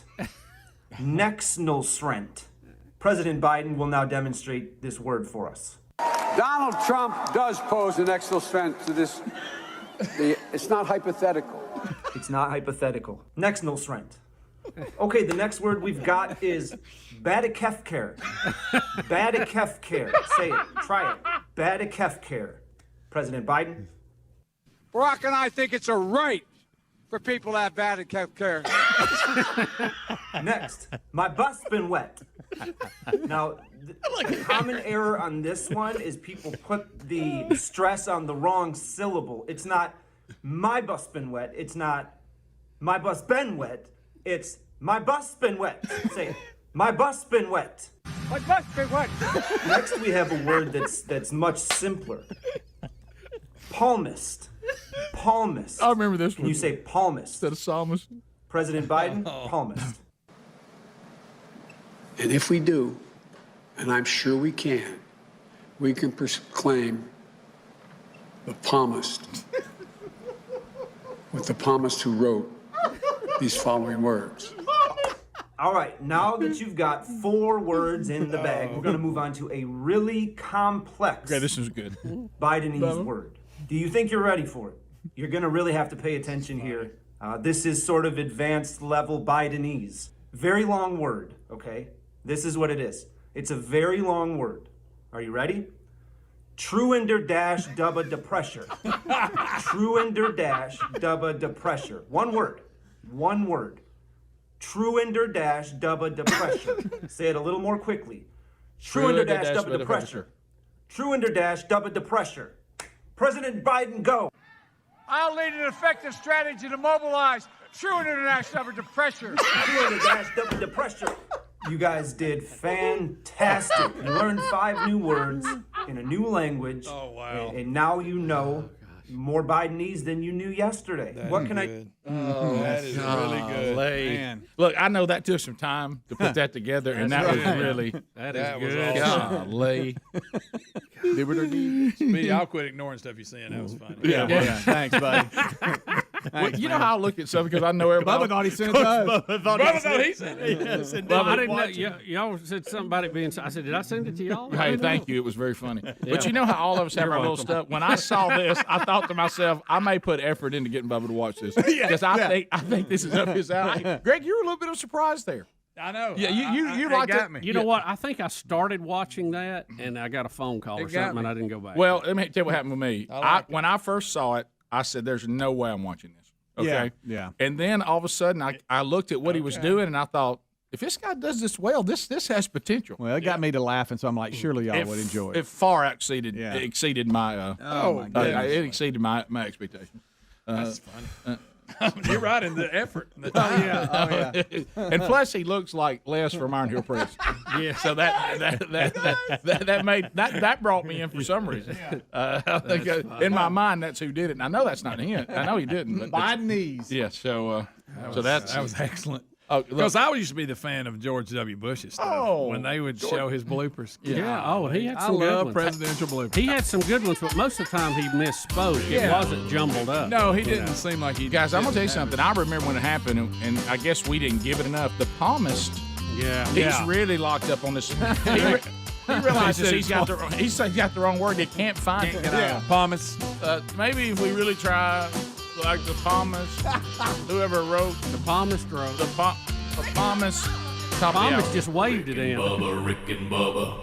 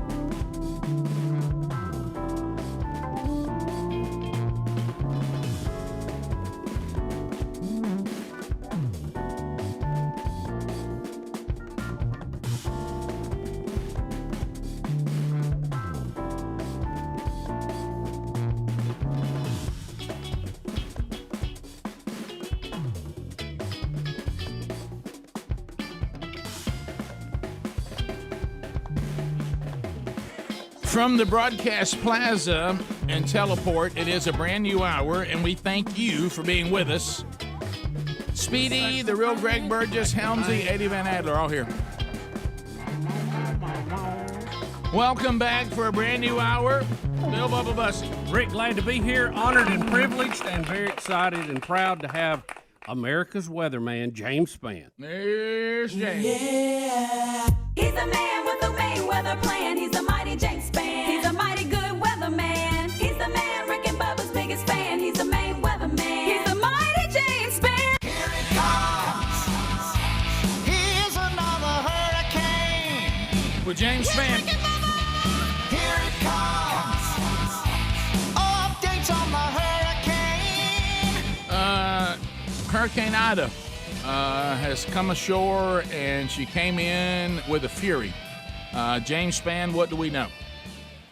Rough ride for Southeast Louisiana. We're starting to now see the daylight video, and we're going to see all the drone video and the damage, but it's been rough. This thing came in with 150-mile-per-hour winds. Understand, coming across those marshes of Louisiana, those things don't weaken rapidly like they do in other parts of the Gulf Coast. So the damage is extreme. I'm afraid the power outages are going to be extremely widespread. For some people, they could be without power for weeks in Southeast Louisiana. But obviously, we got to keep our eyes on the prize here, keep our eyes on the storm. And this thing is now a tropical storm. It's currently rotating through southwest Mississippi. The circulation center is south of Jackson. And remember, the main issues will be along and east of the center. The west side is the good side. That's where the winds come out of the north. And there's no ocean to the north. But the problem, it's over there on the east. And we've got multiple issues today. First off, we've got obviously the problem with flooding. We've got flash flood warnings in effect for almost all of southeast Louisiana. Now, the rain is pretty much ended in New Orleans, thank goodness. The weather is improving, but it's going to take a while for this runoff here. So flash flood warnings for metropolitan New Orleans, much of southeast Louisiana, places like Hammond and Bogalusa. Then we've got flash flood warnings for much of South Mississippi, Gulfport, Biloxi, Wiggins, Hattiesburg. We've got flash flood warnings for much of southwest Alabama. This would include Mobile, Gulf Shores, Dauphin Island, and Orange Beach, where they've just been getting some tremendous amounts of rain this morning. Watching some of the video feeds here, and that's the biggest issue for the Mississippi and the Alabama Gulf Coast so far. It's just been all of this rain. And you've got some flooding, obviously, but there's been no structural damage down there. But the other thing, guys, we got to watch out for these tornadoes, and these are very hard to deal with in the weather business. These tropical tornadoes are typically short-lived. They are literally under the radar sometimes, and they last for a couple of minutes. I mean, you get a warning out and they're gone. So they can touch down with little or no warning. But there's a tornado watch this morning. This is in effect until 4 o'clock Central Time today for southwest Alabama, southeast Mississippi, and the western part of the Florida Panhandle. Some of the cities in the tornado watch would include Mobile, Pensacola, Fort Walton Beach, Navarre, up into Alabama, Monroeville, Greenville, and places like that. So be aware of the possibility of a few isolated brief tornadoes today.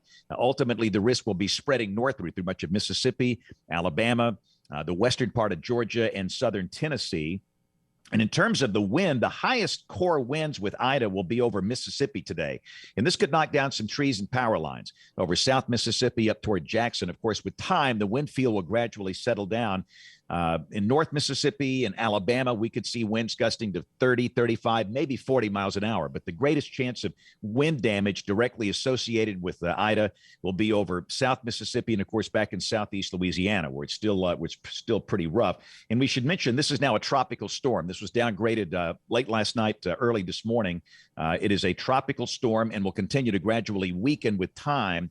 But again, the big issue, guys, the east side, the east is the beast, where you've got the chance of flooding, isolated tornadoes, and again, some pressure gradient winds that could be pretty stiff today. So just be aware of that. The good news, this thing, of course, will get out of here later in the week. And you know what it's going to do, guys? It is going to pull down some unusually dry air. Yeah, come on. For September. And by the end of this week, by Thursday and Friday, for our friends in Alabama and Mississippi and Georgia, we're going to see a lot of places with low temperatures in the 50s. Yeah, come on. Which we have not seen in a long time, which is a hint that fall is getting really close, and highs in the 80s and the humidity values come down. So despite this horrible impact we've had down the line, Ida will help us to some degree in pulling down that dry air. Not trying to be a Debbie Downer. By the way, if we say east is the beast, do we say west is best? Yeah, that's it. I mean, and looking at the track of this thing, our friends in Baton Rouge, and understand it's windy and wet, absolutely, on the west side of these things, but you're not going to have big storm surge. You're not going to have the tornadoes. And our friends in Baton Rouge stayed on the west good side of this thing. Our friends in New Orleans stayed on the east bad side of this thing. And again, the whole city, to my knowledge, has no power. And we've heard of many reports of major infrastructure damage to the power grid, transmission lines and things like this. And I'm afraid the power outages will go on for a long time. You just can't rebuild the infrastructure in a day or a week. It takes weeks to do that. And of course, there are armies of utility workers that have been standing by to get in there. They'll be working today to get the power back, but it's just going to take a long time. And those power outages do extend up into parts of South Mississippi. And I'm afraid even Jackson might see some power outages later today. But again, just be very weather aware. My concern is always these little isolated tornadoes that spin up. And typically, if this was March or April or November, the really core months of the tornado season, sometimes we can give you 30 minutes lead time on a tornado warning.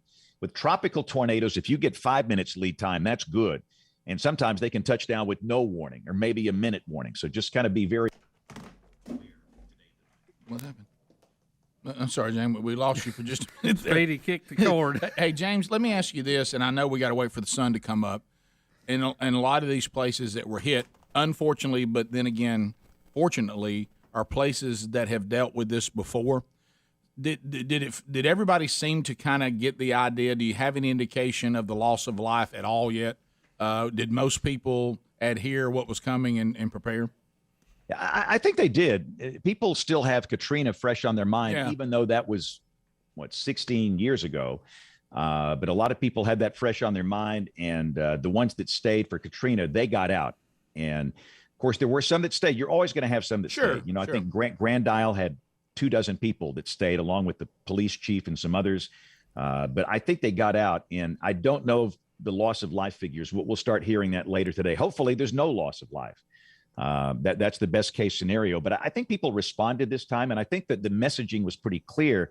A lot of, if you watch some of these nitwits on the national TV news, they're trying to make you think this thing's going to, the floods in New Orleans will be 10 times as worse with this storm. I think the sensible people listen to the right sources. Yeah. And that what happened with Katrina, that was an engineering failure. That was a levee failure. That was engineering. Mississippi took the brunt of Katrina in terms of the wind and the storm surge damage. Thank you. And the levee system held, obviously. It did fine. In New Orleans itself, there's not major infrastructure damage or structural damage. The big damage you're going to see, it's down to the south, down toward Grand Isle and places like that. It's brutal down there. It's going to be really bad. But the problem with New Orleans is getting the power back on. But I think people did respond, and I think they, evacuated when they needed to do that. So hopefully we will hear of no loss of life as the day goes on. I just don't know that yet. Did you see the cartwhil guys behind Jim Cantori and the guys doing cartwheels? Yeah. And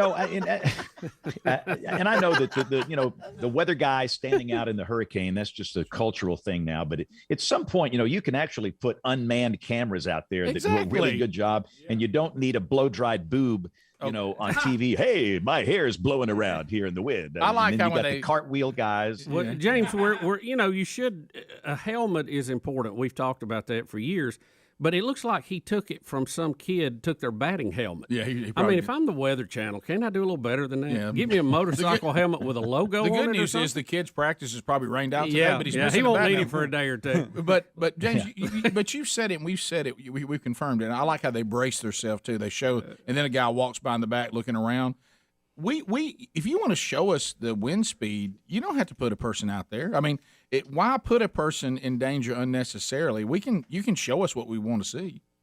Yeah, the camera technology is so much better, and the technology of the communications, getting the data back, the video back to the networks and the TV stations is pretty darn good, even in a hurricane.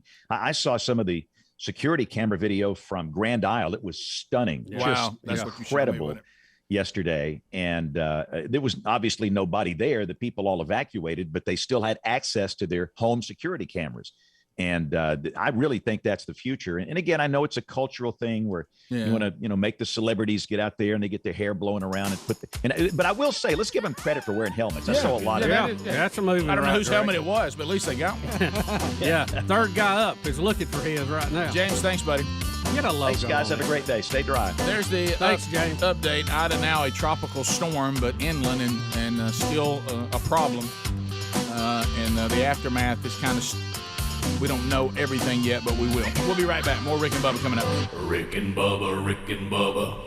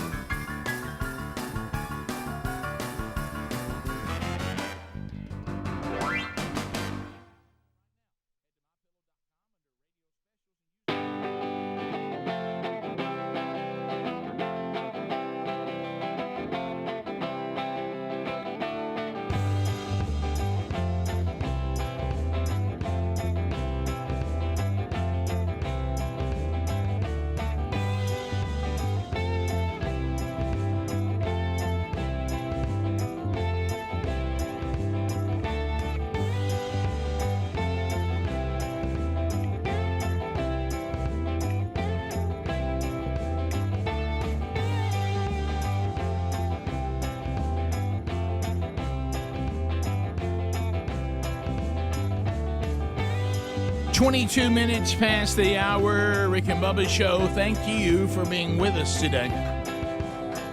Unpacking the weekend, we've updated the hurricane, now tropical storm situation. Talked a little Afghanistan earlier with some of the Biden audio clips from the weekend that just keep confirming the same problem. So we'll get into some of the weekend stuff that went on. Bubba, and you, how did your weekend go, buddy? Well, we had a good weekend, Rick. We had one little thing run aground. We were out enjoying pontoon boat, and the weather this time of year is a little iffy, so you kind of got to keep an eye on it. You got to stay on top of it. There's going to be an afternoon thunderstorm or something. Yeah. And the past few years, we've been pretty lucky to avoid those. The radar is so good now. I mean, you put it up on your phone. A couple of times we've had to go to a different side of the lake to let a front come through or something. But we had been out having lunch and trying to get back home Saturday afternoon, and boy, we had a pop-up storm come up, baby. and it was a big one. Let me tell you this: it came out of nowhere, and it's shocking how tiny they are, but how horrible it seems if you're in that moment. Yes, and it was coming right at us, and we were trying to get back home before it hit. And at one point, I told Betty, I said, "Well, we ain't gonna make it. We ain't gonna make it. And this is gonna be really bad." Hey, bouncing Betty, you better hang on. And I mean, we just went right into it. It was. It was a real drencher, Rick. I mean, it's one of those where you undress when you get back home and just start over. Yeah. You just go shower off. And, did you ever get to where you couldn't even see? Oh yeah, it was terrible. Right. It was terrible. Everybody, and it was so bad at one point I just started laughing maniacally. That's all you do. You're soaking wet. That's all you can do. And you're being pelted by rain. Yeah. So it's, but it, that was. That was, kind of the captain's fault for getting into that. So now look, the captain's got to watch out there. El Capitan. I mean, we're running. Captain's having some problems. We are. We're running this thing up on rocks. And, putting us in. It's been a busy year. I'm about to say. I mean, it's coming. But this is like having Joe Biden running the free world.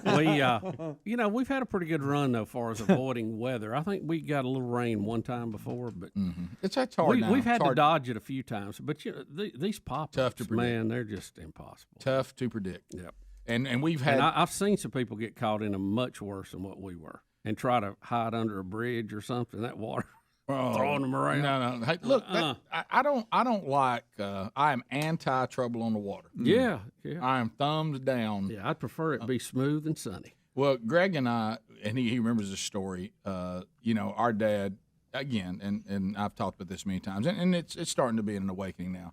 I didn't realize that the way we were raised was not normal. Right. I had no idea. Yeah. I didn't realize that. Like nowadays, my dad I think would be arrested. But we were fishing. Do you remember this? Yeah, I remember. So he was trying to get back to the dock because Dad's not going to miss an opportunity to fish or hunt. Rick, the fish were hitting. That's what. Yeah, he was like, we can wait till the last minute. And in that boat you're in, there's nothing to hide under. Well, here's the thing that gets me. Aluminum boat is now. Fill up. Now he was that flying. Now that we're husbands and we're dads. We get it. When you're a little kid, I hate to bring this up, you kind of look at your dad and you think he knows what he's doing. Right. And so we know things like, oh, now I realize Dad in that situation took us with him so he could go without catching any flack from Mom. Yeah. You know what I mean? Well, I'm gonna take the boys with me. Right. We almost were used as currency. You know what I mean? On him, and we did have great times. Don't misunderstand me. But I realize now sometimes we were along for the ride just so he could go. Yeah, you know what I mean. And you thought he was taking you. Yeah, I thought, man, Dad's excited about us going. I didn't realize that he probably couldn't have gone if he didn't take us. And so we're fishing, and it's going pretty well. And of course, you're a stupid little kid, so you're sitting there, with your big orange. Little thing on. And did you wear it to hold life jacket? No, of course not. But we had to wear it. But for some reason, my dad thought you couldn't fall out of the boat when it was sitting still. I don't know. But normally we didn't. It was hard to cast with that was on. So Dad would. And that describe the kind of boat you're in too. Oh, we're in the metal Stern steer, yeah, stern, flat bottom, stern aluminum steer. boat. There ain't no steering wheel on this thing. About 15, 16 foot. Yeah, That's yep. it. It's old school fishing boat. baby. Old school fishing boat. And So if water comes over the side, and they're easy to turn over if somebody stands up. especially if you're the chubby little kid in the front seat. Yeah, yeah. So anyway, so one gets on Been us. crappie fishing. Yeah, just like you're talking about. One gets on us, and I mean, there's nothing we can do. I mean, we're in a bind, and so It's gonna get you. Yes, He's making a run for it. and though. Dad takes off to see if he can get back to the dock and to the. Now the engine has the pull Yeah. thing on it, right? Yeah, Did oh, it have yeah. the one you had to wind, or did it retract? No, It it retract. retract. But anyway, so he's back Evan there. Root. He's stern steering. So and he's trying to get to He the got boat that ramp. nose up. He's trying to get to the boat ramp. Hard as he can. And he's trying to get that boat, but I got to sit somewhere. Rick's laying in the front. So I'm laying in the front of it, and all of a sudden, this ice cold, because it's crappie fishing, came over this the hole. ice cold water comes completely over the front. Yeah, I mean, like couldn't a even tidal see him. wave. I couldn't see him. I completely disappear. and I go under the wave, and Dad just gives me, hey, you still in the boat? And I mean, And Rick just shaking off I'm like just a dog. shaking. But then there's that moment where you look back like, Daddy, this doesn't feel right. That old front was hitting pop. Daddy! Something doesn't feel right about this. But because it's your dad, you keep looking back like, well, he must know what he's doing. Yeah. This must be We're gonna be all right. This must be okay. And so then all of a sudden you go, is that going to happen? And all of a sudden, here comes another. And I'm just like, look, and he's like, hang on, everybody hang on. And I remember us being so soaking wet, terrified, completely terrified, thinking to myself that I never wanted to fish again. And in my little orange life jacket, just soaking wet. Yeah. And he gets us out. You remember this? And all of a sudden, then comes the speech. Now, boys, let's talk about this a minute. Yeah. Let's talk. Now, there ain't no need. Now you freezing cold or Freezing. wet? Look, we're just shaking Yeah. like Wet. crappie fishing bad. and so he's like, boys, now look, there ain't no need for us to get home and start talking to Mom about all this. There ain't no need for that. Okay? Everybody got wet. Our clothes are going to be wet. But let's not talk about that, that waves are coming over the front and you guys, are completely. How about trying to dry out in the truck, yeah. probably with the air on? Yeah, hey, y'all all Freezing to death. Y'all all completely immersed a couple times inside the boat. But ain't no need to talk to Mama about how scared everybody was. Ain't no need to be scared. We It's all fine. made it, and we're gonna get ice cream. Hey, we were fine. We were fine. Now let's run that list. Like, who wants what? What kind of candy bar everybody wants? Rick, I know you're down for Milky Way. Greg, you want Snickers? Tell you what, Rick. I tell you what, you keep your mouth shut, you might get two. You ain't saying words. I'm really wet. See, it was scary. We'll be back, bottom of the hour. Rick and Bubba, Rick and Bubba.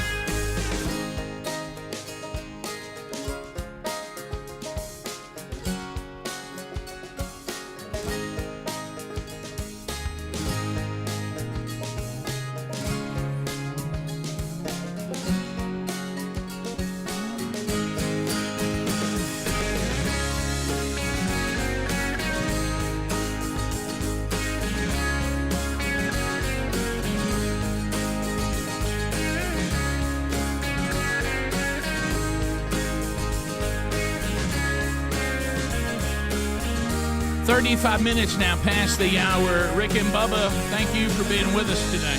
There we go.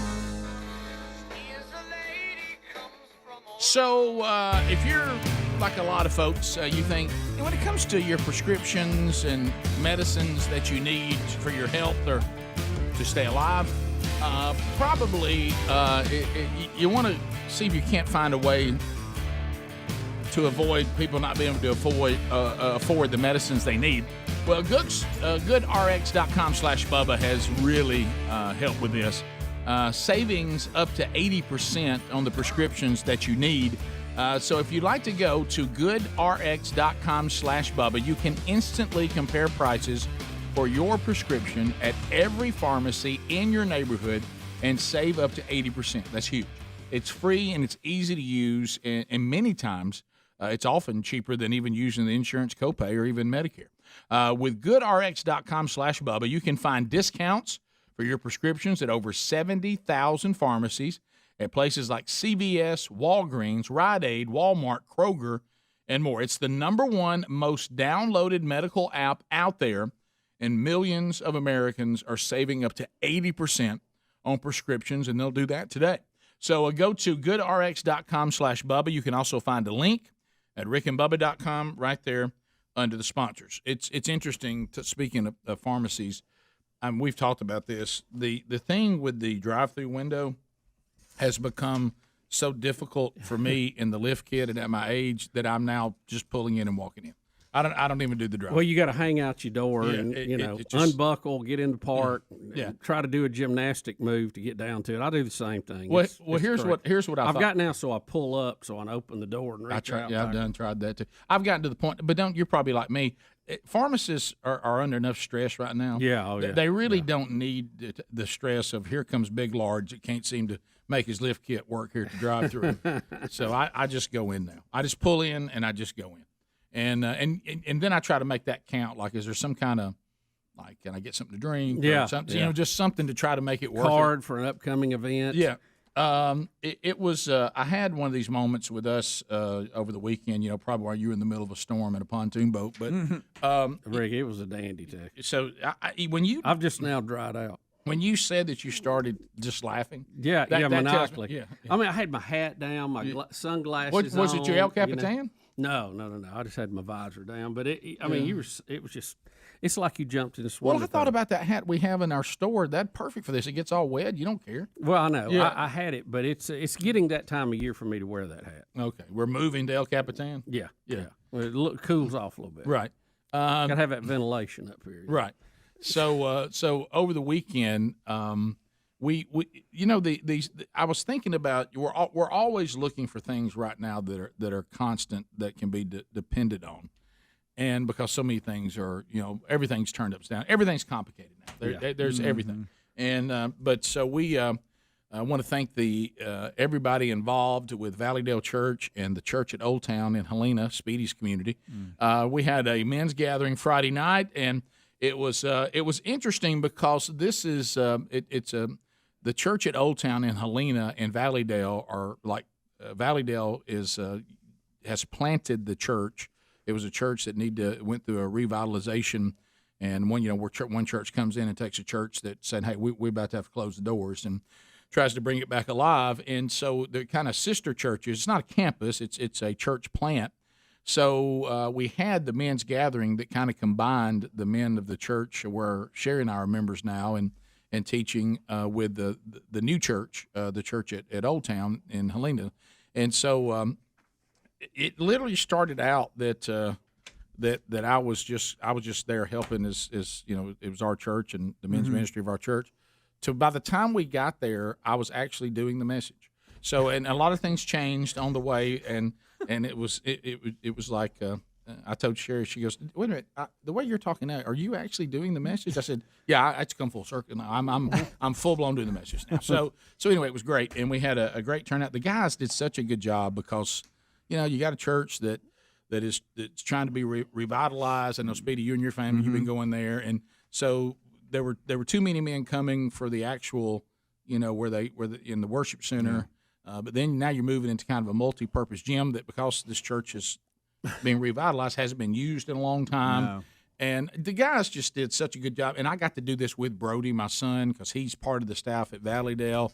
And he was part of coming in there and trying to get it lit and trying to get everything set up and get the sound stuff set up. And you know how you pull up and you think to yourself, I appreciate everybody's commitment to excellence here, but so as soon as I drive up and I'm need to be there early because now I'm in the part of I'm part of this is my church, and now this church plant, but also I'm going to be speaking too, and and I knew that barbecue was coming. You know what I mean? So, and I pull up and I see there's almost like construction going on outside, and the first thing I thought of was, well, now who in the world?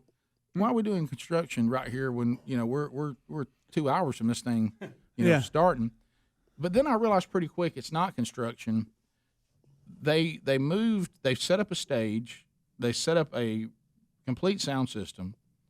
Brody and them were setting up lighting, and then they decided to take on using portable basketball goals. It reminded me of you, Bubba, that they would also put up a screen that would have lyrics and all this kind of stuff on the screen. So picture a portable basketball goal. So it's on the goal? Yeah, they've taken the goal, the actual goal off, and now it's just a big stick. Right. And now they're going to build an apparatus like you would put it on the wall of your house or whatever, one of those brackets, and then they're going to set it on that using a portable basketball goal. That's cool. And have a good welder in the house? Well, they were getting after it pretty good, and I saw a couple of missed attempts. And but I thought to myself, now this is commitment to excellence right here. Yeah. This is I don't know that I did a couple times say, which by the way, people working real hard and sweating, just shut up.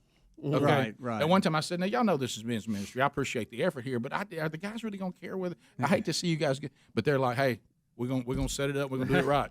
You're right. And they did get it done, and it was amazing. Now, we did not get two. The attempt was to get two.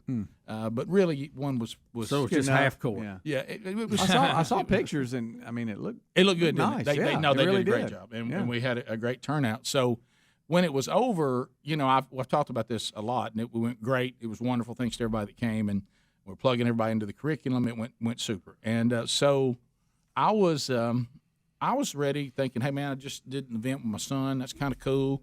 I said, hey, man, let's go hit the Waffle House. Oh, yeah. And he's like, Dad, I got to stay break all this down. And then your desire to hang out with your son fades a little. It does. Because you start thinking. As your body's calling for eggs. Yeah. And this is on a Friday, so we've been rolling since about 4:30. And so I said, hey, okay. He says, Dan, I just don't know. Then I said, yeah, you're right. Last time it wasn't even open. So the next, I go to bed. I get up and there's a text, and he says, "What do you think about us doing Waffle House for lunch today as a celebration?" So you had him thinking about it all night long. morning. and you know what I realized is, and we talked about this together as we got to talk and celebrate. I think this is just one of those times where you're living in. You just want something to just be what it is, because we don't ask much of Waffle House. All we want Waffle House to be is deliver. Just be Waffle House. Yeah. We know Bring what me that waffle. Look, we know what category you're in. We know you're going to give me a piece of white toast that, I mean, it ain't as big as it's about this that long. old square one. And I know that your effort, you're not even going to spread the butter in. You're just going to put a blob of butter on it. And you know what? And that's all right. Because that's what we expect. I would be mad if you didn't just be Waffle House. And so Brody and I got to discussing this. He said, what we need? We just need this. I said, you know what? I want the waffle to be like it's supposed to be. Yeah. I want the hash browns to be like it's supposed to be. Even I'll give my son credit, and I nearly openly wept.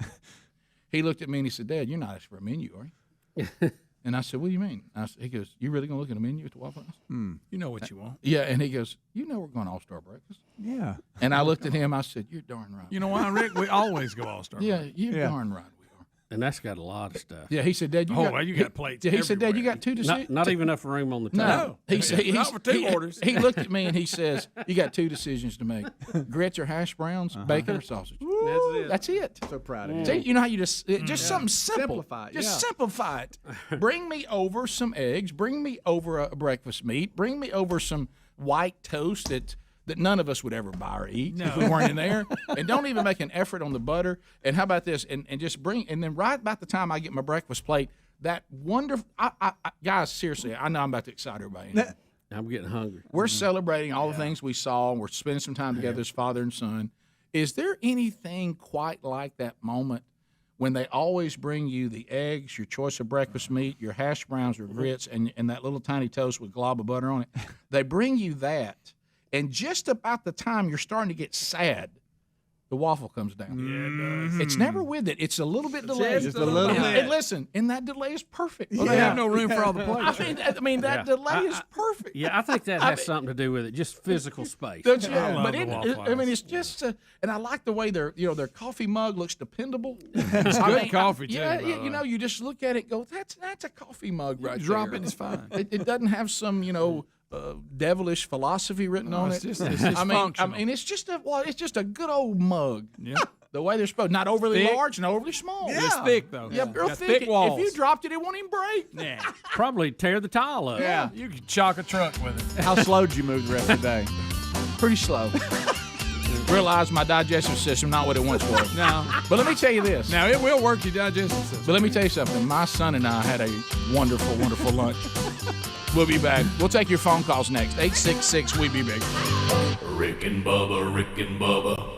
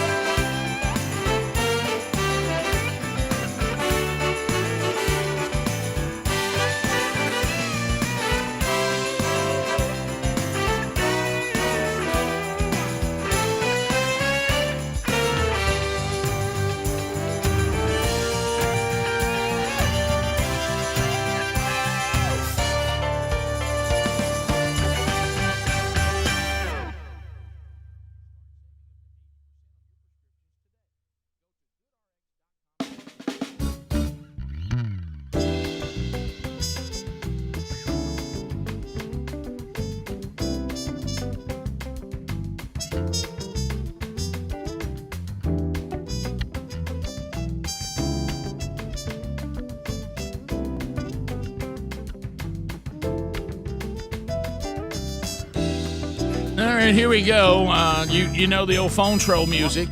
That means it's time for you to call up, and that means lines have been made available. We've dropped the gate. We're letting you in. Let's go. Erico 212. I say, hey, mama, this is Mr. Rhythm and Blues. So you make a comment, you ask a question, you bring information to the table. You can comment on things you've already heard on the show today. You can ask a question. You can say, I'd like to talk about this topic. Whatever the case may be, you can get in now at 866-WE-BE-BIG. So if you move now, you'll get in. Now, and then we're going to move the line quicker for you. Don't you love to see an efficient line?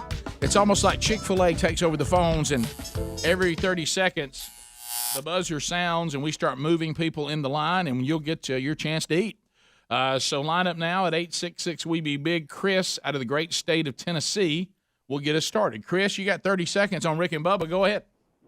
Good morning, Biggins. Hey, buddy. Hey, listen, I know I only got 30 seconds, so I want to get right to it because I'm livid. Yesterday I was watching Fox News at the reception of the 13 soldiers from Kabul at Dover, Delaware, and the president and all his staff was there. And so for each soldier that was brought out, they kept their hand over their heart. On the last soldier that came out, the president lowered his hand and pulled his sleeve up and looked at his watch as if he had somewhere better to be. Well, in all fairness, he may have been looking down to see if someone was telling him what to say and do next. Yeah. So here's the footage you're talking about. We have that, and and the president looks down at his phone on the way down to see what time it is. His watch. His watch. Yeah. What did I say? Phone. I'm sorry. I meant watch. Of course, it might have been one of those little things on the wrist you wear, a little Apple phone. But anyway, I understand what you're saying. There's enough to be critical about the president. I don't know. That might be a little nitpicky, but but like the terrible plan that got him killed to begin with. Yeah, I maybe, think that's valid. I don't know about that. Yeah. But looking like you got somewhere to go though during that. Yeah, probably not I the understand. right move. It may have just been more of a habit. He's got somebody else telling him what time it is. Richard in Huntsville. Richard, welcome to the Rick and Bubba Show. 30 seconds. Go ahead. Good morning, guys. Great actors. Thanks for the call. Appreciate that. What's on your mind? Back to Waffle House, and I'm the type of guy I probably partake in the devil's Kool-Aid a little more than I should. But you never go to Waffle House sober. It has to be between 12 a.m. and 4 a.m., and you are nowhere near coherent. You know, other than that, Waffle House is not good sober. I have to disagree with that, and I've had it unfortunately both ways. Asner says it's a family restaurant. Yeah, it's a family. It's a family. Oh restaurant. yeah, listen, we used to. Some of us playing tennis. We used to meet down there before the show and eat sometimes. Right. Well, the thing you have to understand, sir, and I certainly understand what you're saying. And we wasn't lit at that point. Right. We were just headed to work real early. Right. No. Yeah, I understand. That's back when you were actually Baptist. Yes. But anyway, know that's my new thing. I want you to do not stop. But anyway, the point is, but I don't ask a lot from Waffle House. That was the point of the segment. It's something. Just be Waffle House. I don't want you to be anything else. Mm-hmm. And I like when you're just being. Don't try to be anything other than Waffle House. My expectations of you are very simple. Yeah, and you know just what? Be there when we need. And you delivered. And don't. It doesn't need to be health food. Give me what you've always Sure. had, the way you've always had it. Don't waste menu Let space. me make that decision. Right. If Don't I want to go or not. Don't waste menu space on things none of us are going to order. Right. To try to look sharp. David and I want a waitress to call me honey and sugar. Yeah. And the whole time, and I hope I see her put out her cigarette before she walks over to us. David in Alabama. David, 30 seconds. Go ahead. Hello, David. Yeah, man. Come on. DJ in Alabama. DJ, go ahead. Actually, it's BJ, but that's fine. I was just calling to tell Bubba I understand the problem with rain. My daughter got married at 4 o'clock yesterday afternoon in an outdoor ceremony. It was dry when we walked down the aisle, and it came a monsoon. Yeah. It doesn't take long. No. It doesn't take long. Well, But they handled it very well in stride. The pastor a couple of times said, "Yeah, ready to go? No, let's keep going." And it got to the point of cheering and people laughing. Yeah, because you have to know what you. Can I just tell everybody this? And I've been telling my wife this. God love her little, the hostess with the mostest self. She has tried 2 attempts in the brutal summer of Alabama to have a gathering, a fellowship with our church at the farm at 4 o'clock. And I'm like, honey, if we live in this state as long as we have, in July and August, if you schedule anything outside at 4 p.m., you're just saying we want to watch it rain hard and we want to hear thunder and lightning that's terrifying. Okay, and you know, we've done it twice, and it's rained both times.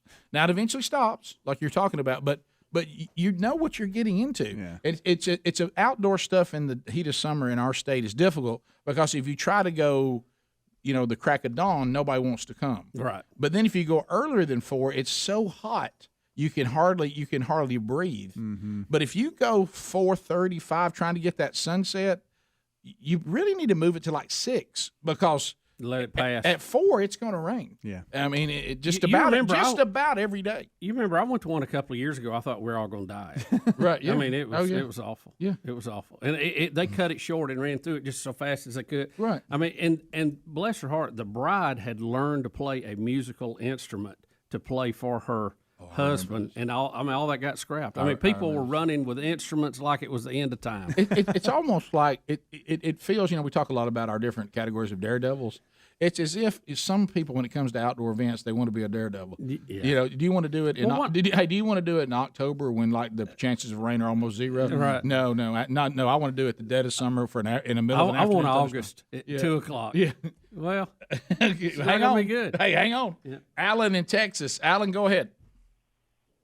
Hey, good morning, guys. Hey, buddy. I was just talking to Greg about it. We've got responders going to the hurricane, especially the linemen and their big bucket trucks and stuff. And please be courteous around them. I mean, those trucks are not made for highway driving. They're off-road vehicles. The fastest they're going to do is about 60, and they cannot. Thank you, Matt in Trustville. Yeah. Matt, go Be ahead. Be mindful. 30 seconds. Hey, Matt. guys. Hey, buddy. How y'all doing this morning? Good. God bless. Hey, I was just letting you know, I don't think y'all know, I don't know if anybody else knows, but Waffle House doesn't participate in the genderless stuff either. You know, they've got male and female waffles. Y'all know that, right? one with nuts and one without. That's how all right. Okay. All right. Can I tell you something about? Do you get waffle and huddle houses confused sometimes? I know that's blasphemy to some people. No, yeah, absolutely. You mean the same place if you say either one of them, don't you? I'm fine at either one. I know that's not. I know that upsets people. I know. Look, but I'm that one. I don't look. They're hard to find. I had a blast one time at a Waffle King. Yeah. It was all right. Rick and Bubba, Rick and Bubba.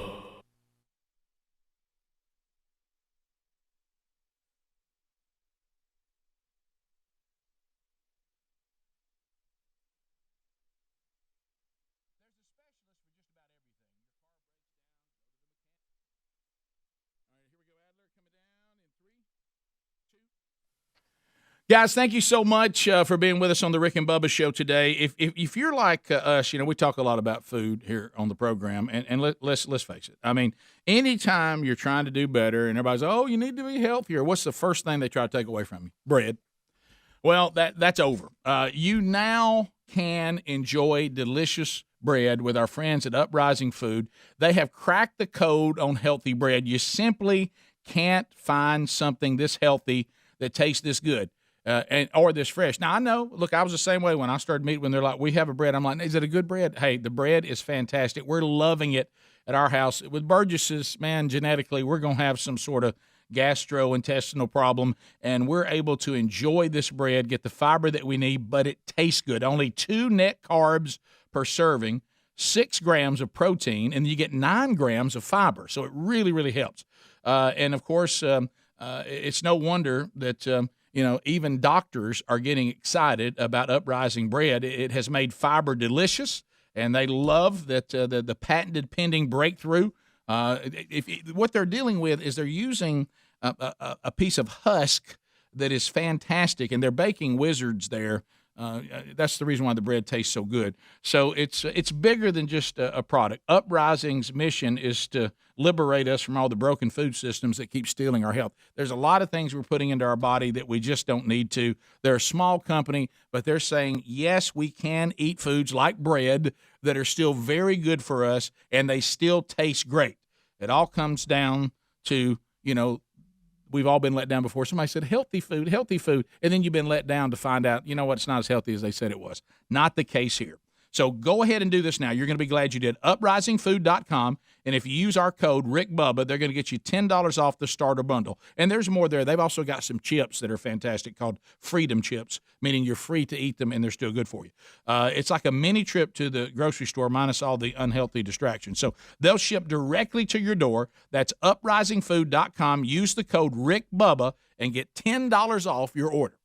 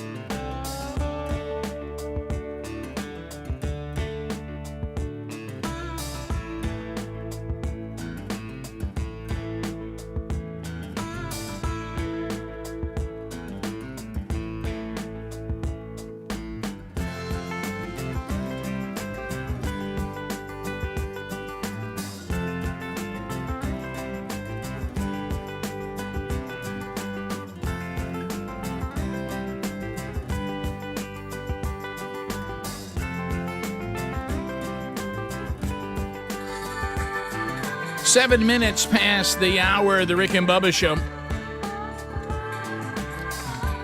A brand new hour. Speedy, the real Greg Burgess, Helmsley, and Eddie Van Adler. They're all here this hour. A couple of things we'll start out with. Bubba, I know you're not allowed to start with this one. We were just discussing it in the break. But Ed Asner, actor, a 7-time Emmy winner, has gone on in at the age of 91. Yeah, 91. How about that? 91 years old. We knew him best for the Mary Tyler Moore Show, and that seems to be what he won most of his awards, playing Lou Grant. Yeah, he was funny on there. Now, politically, he was way off with me, but good actor though. Well, Bob, let's talk about that for just let's just talk about that for a minute. Can we even think of? All right, we got Tom Selleck. Okay, can you conservative? Can you think of anybody in the entertainment business that is a player, not somebody that Tim Allen. Tim Allen. So we got Tom Selleck. We got Tim Allen. What's Denzel Washington? Denzel Washington. It's shocking the things that he says. Are we sure he said those, or somebody just put? No, I've seen the video. I saw the video. Okay. Yeah, and it's he seems to be pretty outspoken. James Wood. But now let me, he's real conservative. But I want to go back and clarify now on Denzel Washington. I don't know where he is politically. Right. I'm talking about spiritually. Yes. Did y'all mention Chris Pratt? No, we haven't. Chris No, Pratt. that's another one. That's another one. Okay. Because because I don't know, it's the political world can sometimes you think you can predict because someone's a certain way spiritually how they are politically, but you need to be careful with that. Yeah. Sometimes it doesn't line up as neatly as you thought it would, because politics is different. There is no pure, clean political path. Sometimes it lines up with your convictions. You just do the best you can. Alec Baldwin? No, wait, no, I'm sorry. but the one that Kurt Cameron and his sister, they're both conservative. Right. This is the one that I was talking about the other day when Denzel Washington said, with so many things coming back in style, I can't wait until morals, respect, and become a trend again, which is hilarious. But yeah, I saw his speeches at a lot of campuses. Yeah. Where he is on God is pretty clear. Pretty clear. So anyway, but Kelsey Grammer. Yeah, I think he's conservative, Okay, all isn't right. he? Pretty much. Yeah. So anyway, Ed Asner has gone on in, and of course the Santa Claus on Elf, which is funny to me. Melissa Joan Hart is also fairly conservative. Really? Yeah. I don't even know who that is. Yeah, she was in Sabrina the Teenage Witch. She was an actress. But just hearing you say that would know that. Yeah. Well, he's reading about it. What, Greg? What? Clint Eastwood. Clint Eastwood. Clint Eastwood. Okay. Yeah. Okay. That boy, Greg. Thank you, buddy. I saw a trailer for a new movie coming out. A little tangent here. Sorry. Yeah. He's too old in it. He's too old. I know. And he's kind of like fighting people really old. Well, he always fights people whenever movie's in. There's another conservative, Caitlyn Jenner. So anyway, it seems like I'm looking in here. I know, so there actually was. There it is, right there. Yeah. Brian Macho. I thought. Correct me if I'm wrong. Didn't he supposedly do his last movie a while back? Now where are we now? Who are we with now? We're talking about Clint Eastwood. Okay, so we've left Ed Asner. Yeah, he's dead. Clint We're Eastwood. moving on. Okay, all right. You remember where he was the old guy sitting on the porch getting on everybody? Yeah, was it right after Gran Trouble with the Torino? Curve. Gran Torino. But wasn't that supposed to be Clint's last movie? Yeah, Clint's told us. And he's had about 3 since then. Clint is like the supergroup Kiss. He has done a farewell tour several times. Yeah, of course, we care about his health. Yep. But I don't know about this new Clint Eastwood movie. I just saw the. I saw the trailer. Is he back? Is he back being a cowboy again? Is he back in? Well, the I West? believe he's going to rescue somebody, and he's having to fight his way through some things. Oh, wait, Cry Macho. Yes, that's it. That's it. Wait, I like saw the trailer for that last night. It looks really good. I like the look of that. Yeah. I think he's got. It's got a high plains What I drifter took look from to it, it, doesn't it? he's got a friend or somebody that says, "I need your help," and he helps. Is Also, that the movie in a nutshell? Yeah, I need your help. There's somebody that's lost, and I got to get. Wait a minute, let me guess. He's going to go to this little town that's being bullied by the sheriff, who's really bad. You know what I mean? And there's a big cattle organization that's taking over the small farmers, and they're really running the town, and they don't treat women well, and the guy's just trying to pass through because he don't want to be a killer anymore. Right. You know, but they just keep confronting him, and finally he just Somebody pushes him too far. Right. Like kills his dog.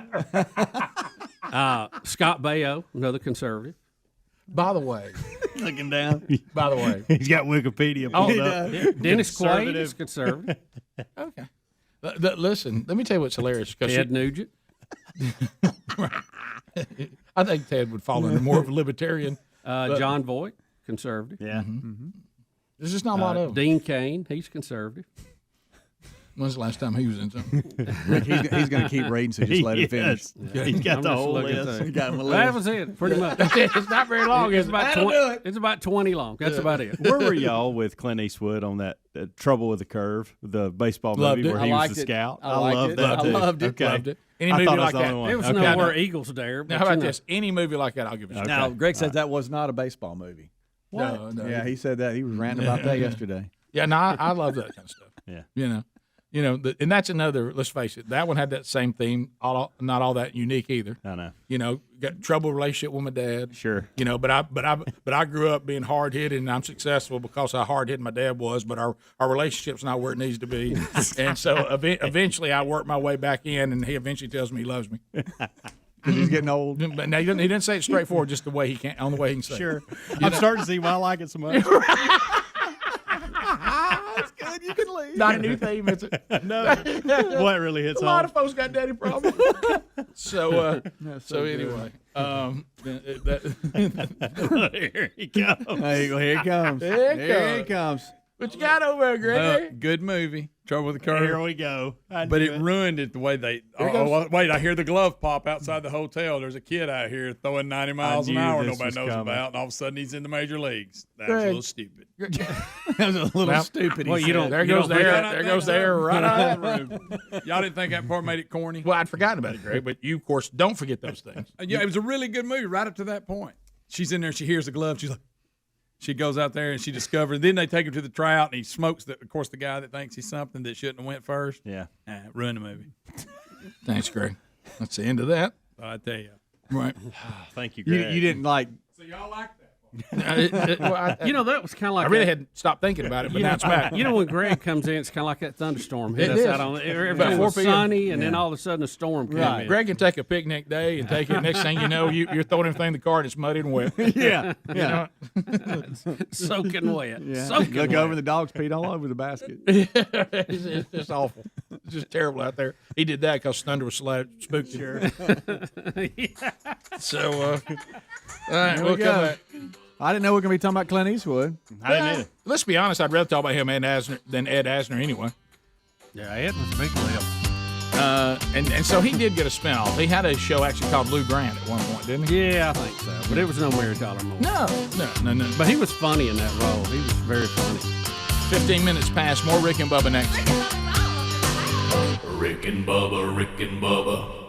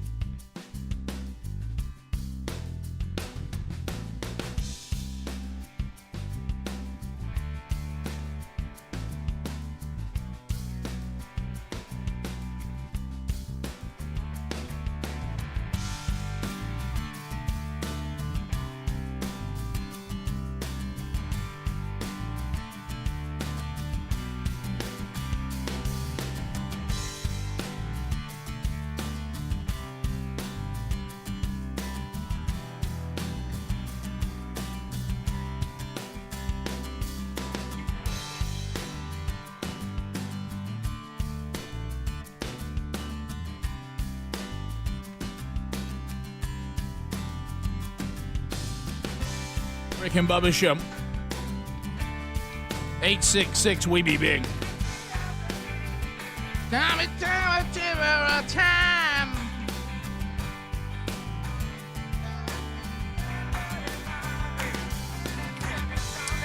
866 We Be Big is her number. Clay is in Illinois. Everybody say, a jealous again.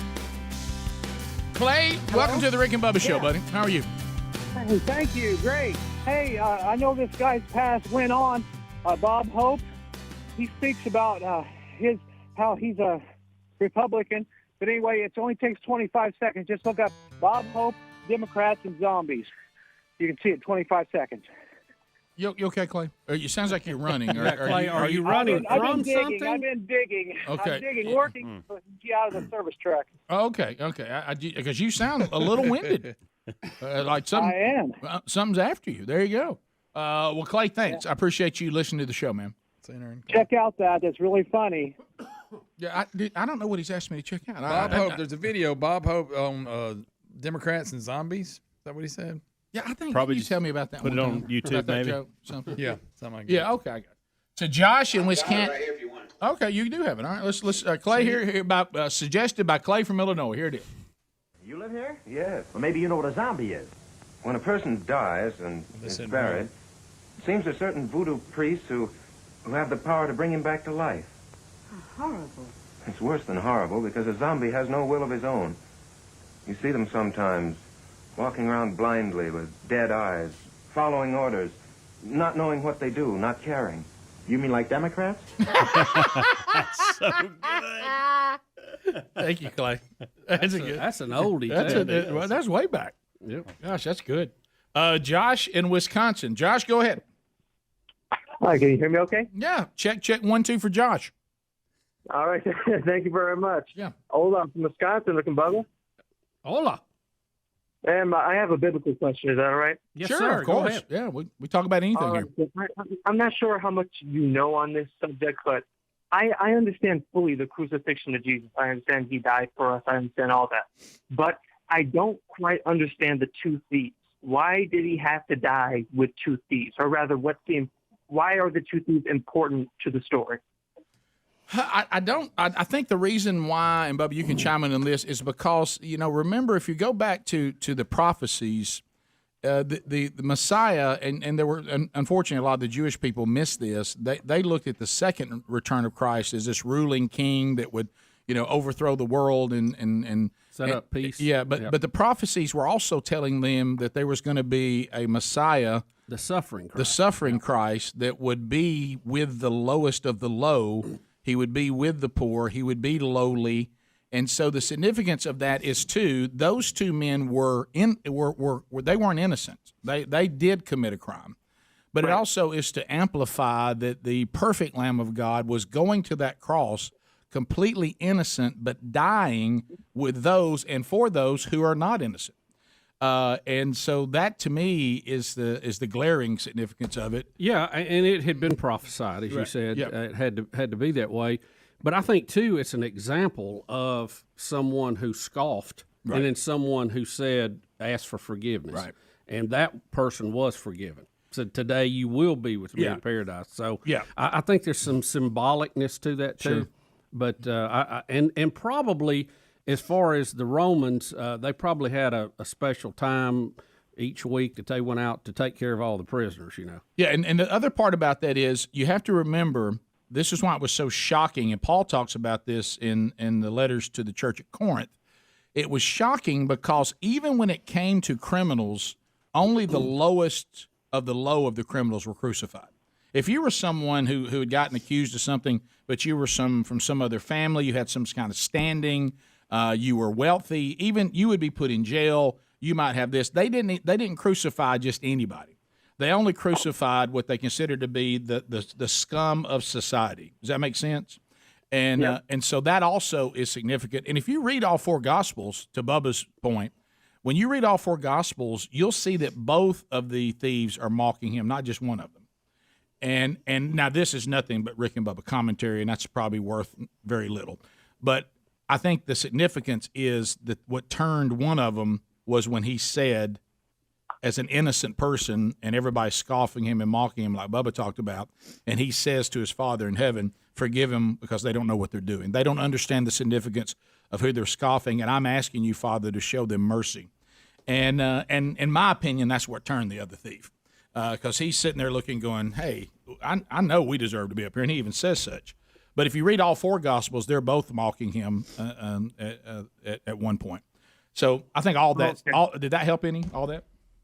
Yes, thank you very much for taking my call, Rick and Bubba. Sure, Josh. Thank you very much. So, Josh, are you a follower of Jesus? Yes, I am. Praise God for that. Thanks, buddy. See you, man. Let's go to Randy out of Huntsville, listening to 100.3 the River. Randy, go ahead. Hey, Biggins, how are y'all? Good. We're great. Hey, just got through watching the Weather Channel, just checking in on how the hurricane went overnight. And they had a government official on from Louisiana saying, what is the number one thing you can do to prepare for hurricanes? It was not generators, it wasn't batteries, weather radio, or evacuation route. It was get the COVID vaccine. No, you're making that up. That's funny. I am not. Well, no. Tell all the people sitting in the dark right now with water up 12 foot. Are you messing with me right now? Because that's a funny joke. You're I am not. You are not saying that. That was he said the number one thing you can do to prepare yourself is get the COVID vaccine. Well, it's a little late for that now. Yeah, I would think for a 4 hurricane coming in, I'm not sure what good that's going to do me. I got some other things that outrank that. There was one report this morning that said because of the storm surge that the Mississippi River was actually running in reverse for a while. Yeah. Isn't that wild? Mm-hmm. I bet that is strange to see that. Yeah, it is. Jason, Meridian, Mississippi, listening to the Buzz. Go ahead. Hey, man, I just wanted to see if y'all could just give an update, like every 20, 30 minutes of where it's at, because there's several cell towers that's out. And just kind of, because we're listening to you guys, and, man, that would be great if we could just kind of know about, the position of it and all that kind of good stuff, because we don't have any internet service or anything like that in several locations. All right, can I ask you this? How are you hearing us right now? Oh, 97.9 on the radio. So when they go to the break, they don't update you? No. Okay. I mean, it's just. What we're saying is what's coming is what we're saying. No. Yeah, for you, it's going to be a lot of rain.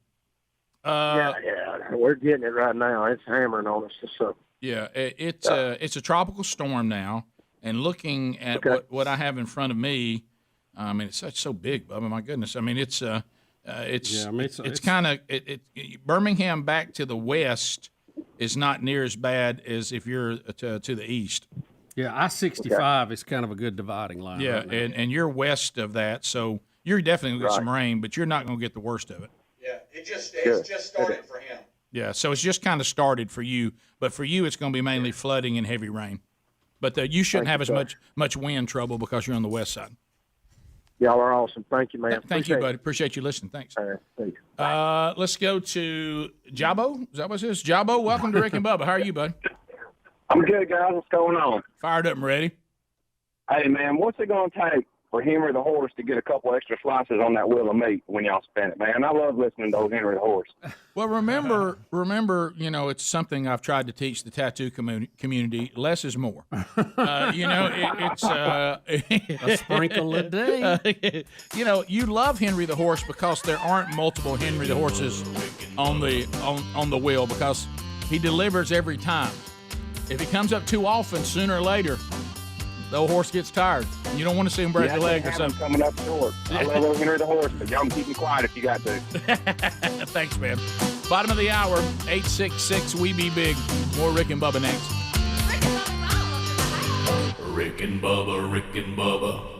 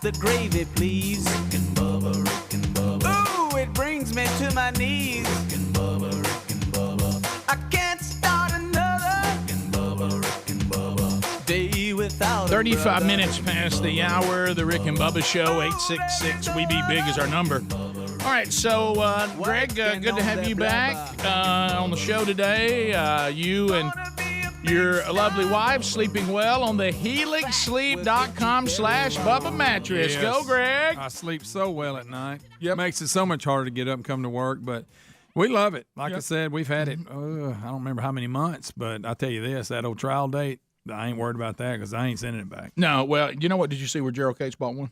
No, he did. Yes, he did. He said he heard you talking about it when he found That out. can't be Well, true. he said little Greggy sleeps on it as well as he does. I had to have one. So, and he put in his extra large head. And That's right. but they do customize. They ask you some questions. They do. Yeah, and it doesn't take long. Maybe not your head size, but yeah. Right, and they're going to customize that mattress to the way that you sleep. So go to helixsleep.com/Bubba now.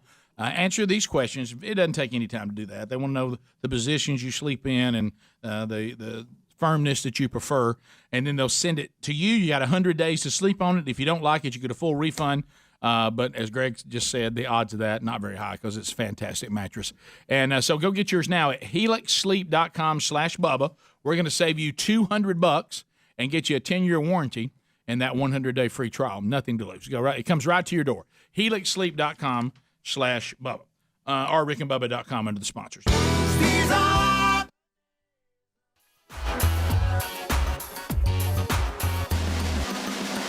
All right, so here we go.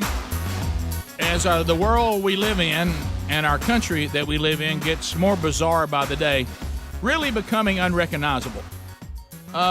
We now have Harvard University. Do you remember, when the jokes would always be, oh, if my kid could grow up and go to Harvard. Oh, yeah. If only my kid, you think he'll go to Harvard? You think she'll go to Harvard? Now I think parents are thinking that their children, male or female, they're almost thanking God their kid didn't go to Harvard. Because, buddy, you talk about a bunch of weirdos. And today we have another example of this. This story came out over the weekend. And when I say this, you're going to be like, well, are you reading that wrong, Rick? I thought I was. I've already seen Babylon Bee. They've already had fun with it. Harvard chooses atheist who teaches about progressive movement as their head chaplain over all their chaplains. Shouldn't on the list of qualifications, shouldn't you, if you're going to be the head chaplain, shouldn't you actually believe in what the religion stands for, right? Well, you would think. That may be one on the list. He's a humanist, Greg. What's a humanist? Yeah. And that is? By the way, have y'all seen that creepy giant human statue that's about to tour about 21 cities? Is it a human? What is it? Oh, it's weird. You don't want to see it. They're trying to be sharp with it electronically. It's like this big giant human thing that's going to go around. It really, to me, is symbolic of what we become. We're worshipers of ourselves. Yes. We are humanists. But anyway, so he is a humanist. Now you'll love this little mix. Raised in a Jewish household. So and he will now be president of the Harvard Chaplains. Starts this week. He said, I am obliged and honored to share personal news. I've been elected president of the at Harvard Chaplain colleagues, and they wrote about it in the New York Times. New chief chaplain at Harvard, an atheist, is the headline. Boy, that makes a lot of sense. Doesn't that make sense? Rick, I'm no Harvard grad. I believe. Well, apparently, being a Harvard grad is not that deep in wisdom anymore either. Well, Bubba, I think what we have here, and it's not the first time this has been said, and I don't know who to give credit for this. I know our dad, Greg, used to talk about it in a different way. You can be so open-minded sometimes that your brain just falls out. Yeah. And I think this goes under that category. I've tried to be so smart, I really have become stupid. I'm with Greg. This is elementary stuff. Hey, man, we're looking for somebody to be the new president of the chaplains. Okay, so let's not get into denominations or even the religions. If there's do the other religions call it chaplain? Whatever. I don't know. Let's say, though, you're going to be a spiritual leader for the students at a university who are of that given belief system. Mm-hmm. I don't know that Muslims, I don't know they'd call it a chaplain. I don't know, or Buddhist or whatever.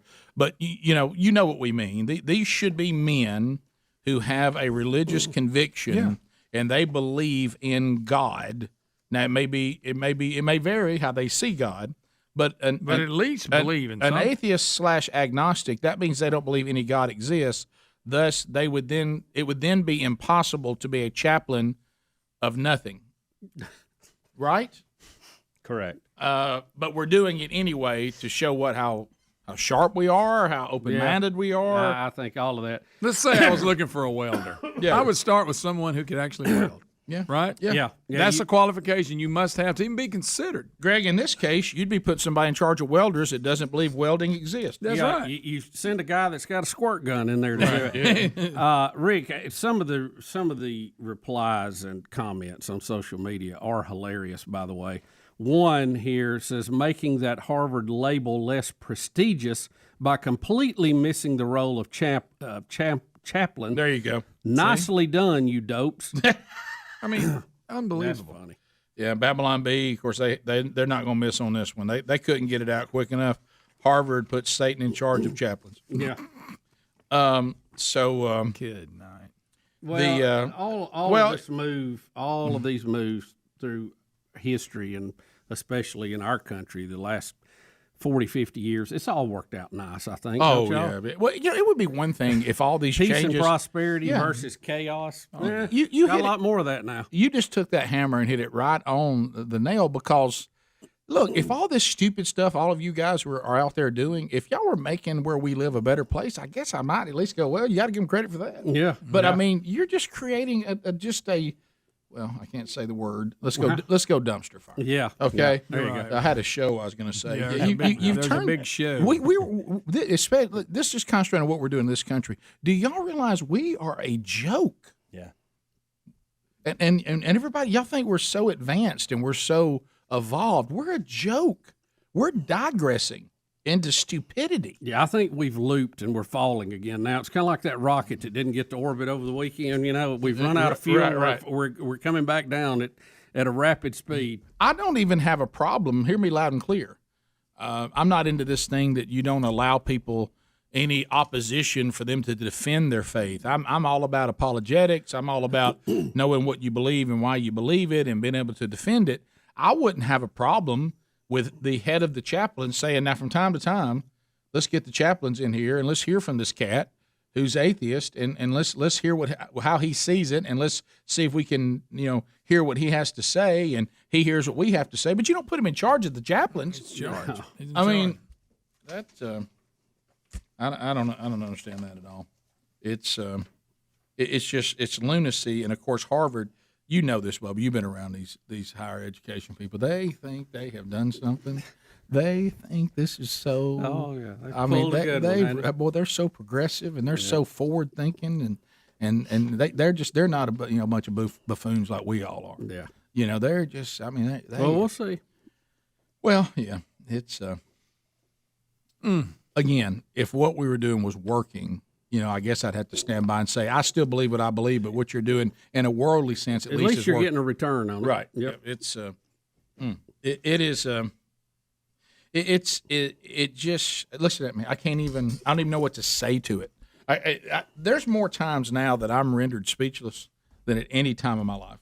Yeah. When you come up and somebody sends you something and they look at you and like, I don't even know what to say to that. So somebody comes in a meeting and says, now that guy we're thinking about Epstein for be in charge of the chaplains. Isn't he an atheist? He is. It's kind of we want an atheist to be in charge of the chaplains. Yeah, he's real open-minded. He likes people of different faiths to keep the line of communication open. Well, maybe he could just be, like I said, maybe a guest at one of our gatherings. But for him to run our chaplains is probably not the best idea. Yeah, that's Rick. That's just a publicity stunt. I mean, gone bad. Yeah. And thank you, Sharp. Well, and people say, hey, man, you and I have been shooting this down for years. Hey, man, any publicity is good publicity. No, that's really not. No. When people think you're an idiot, that's not good publicity. No. There's a lot of that. A lot of that to go around nowadays. Hey, they talking about us. Yeah, but they're saying you're an idiot. Yeah. That I don't want. Do you want that? Any PR is good PR. It's really not. That's bad PR. Rick and Bubba, Rick and Bubba.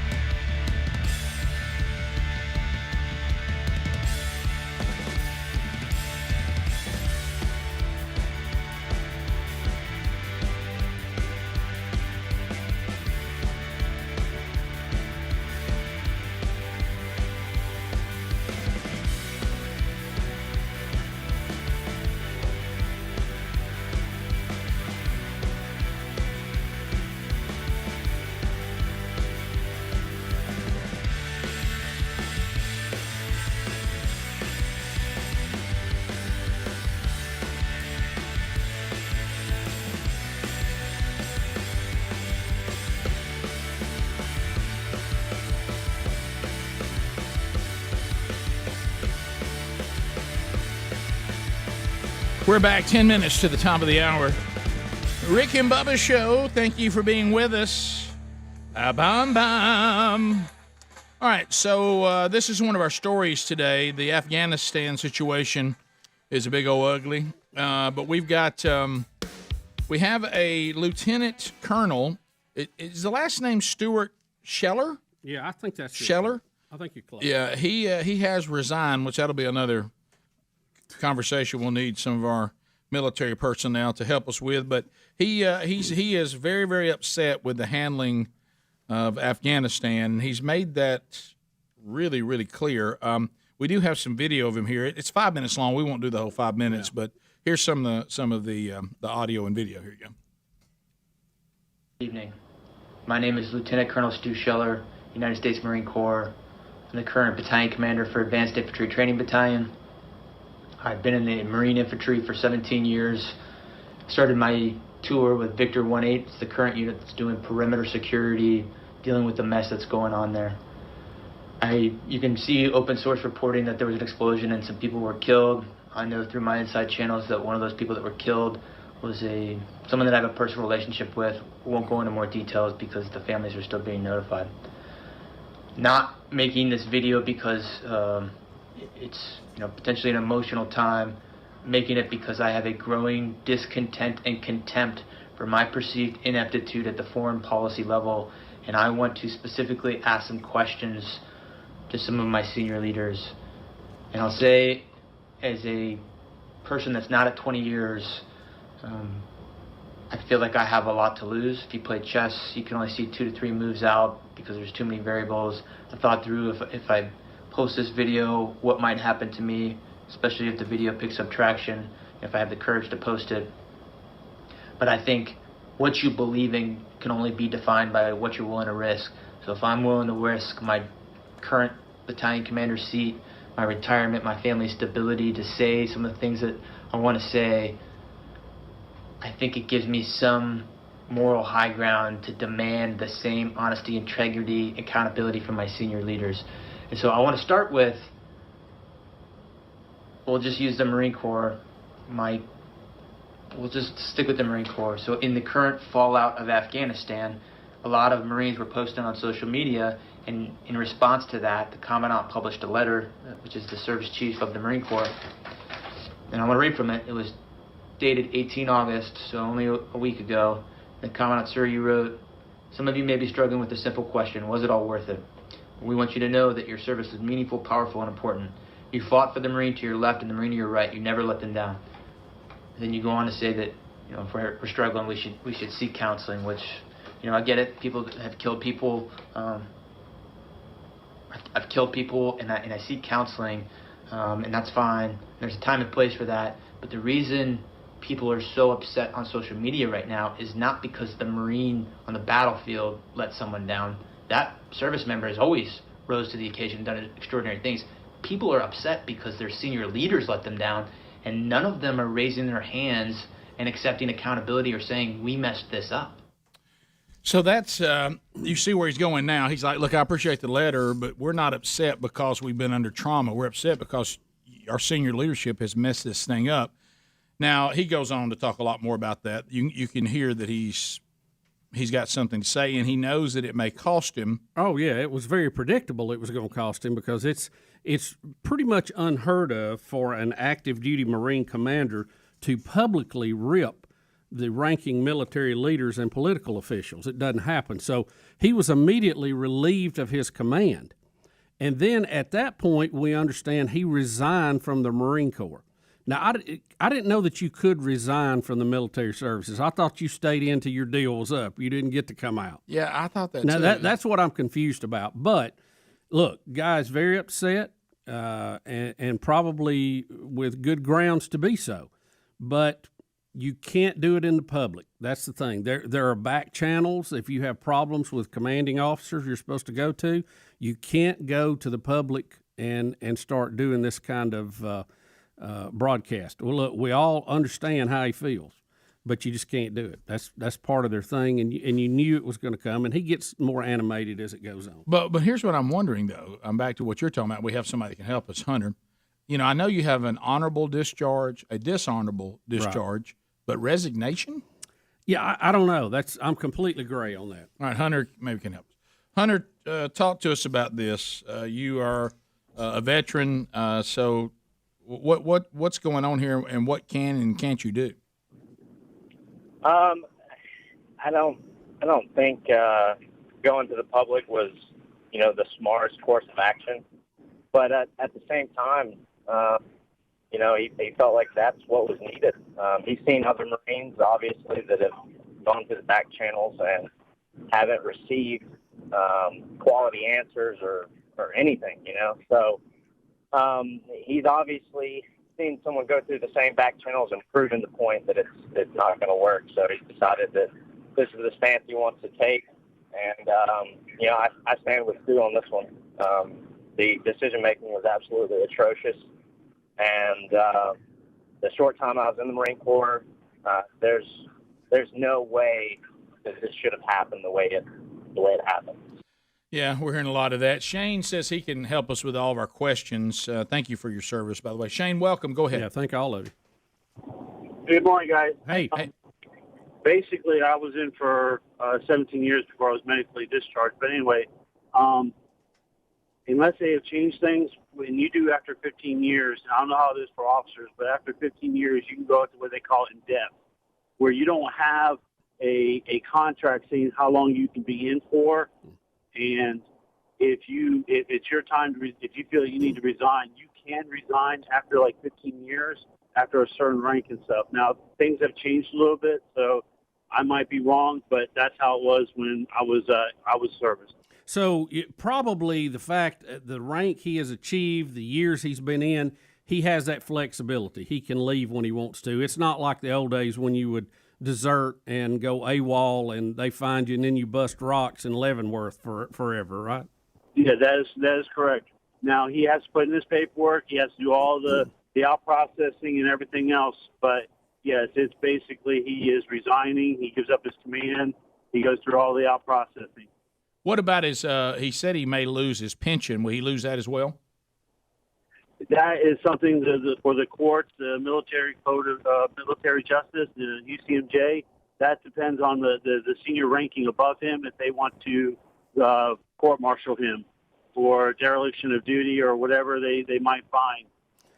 In his post online, he says, I have been relieved for cause based on my lack of trust and confidence as of 14:30 today. So relief for cause might be a prosecutable situation. Yeah, right? and yes, it could be. It's just it depends on what JAG, what they go through and what they can find that he was guilty of, and they can relieve him. A senior commander can relieve somebody just about for anything. If they didn't follow orders, if they didn't do something correctly, they can relieve them and they put somebody in there with the XO or somebody else. I got you. So he was a lieutenant colonel. Sounds like he can resign. We got that. Says for cause, which means he probably is going to have a court case. And then in that court case, they'll decide what he does and doesn't get as someone who served the military for, looks like 17 years. Yeah. Okay. But I tell you, to me, he's a hero. He's a what?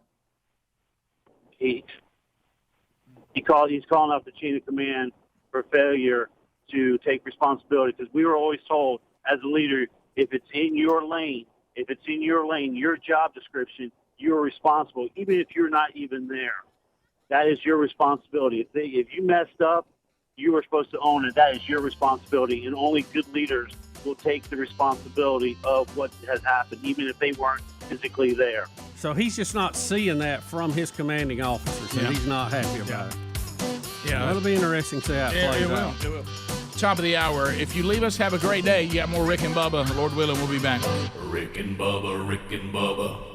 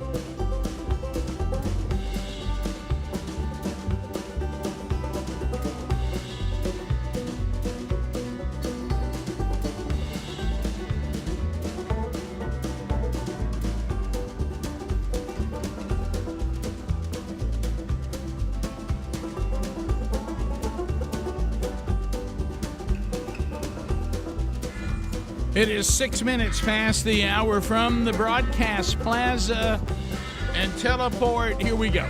We'll take your phone calls again this hour. You can join us. Our website, Rick and Bubba, spell out the word and.com. We'll have meet back and play. Don't forget Rick and Bubba University, the podcast. A new one dropped this past weekend, episode like 91, I think. Wow. So catch that from the weekend. We talked to someone who actually has served as a contractor and served our military in Afghanistan. We talked with him. Great conversation and an opportunity for you to help out. Welcome back. Here's Bill Bubba Bussey. Rick, glad to be here, and thank all of you for joining us. Animal stories. Yep.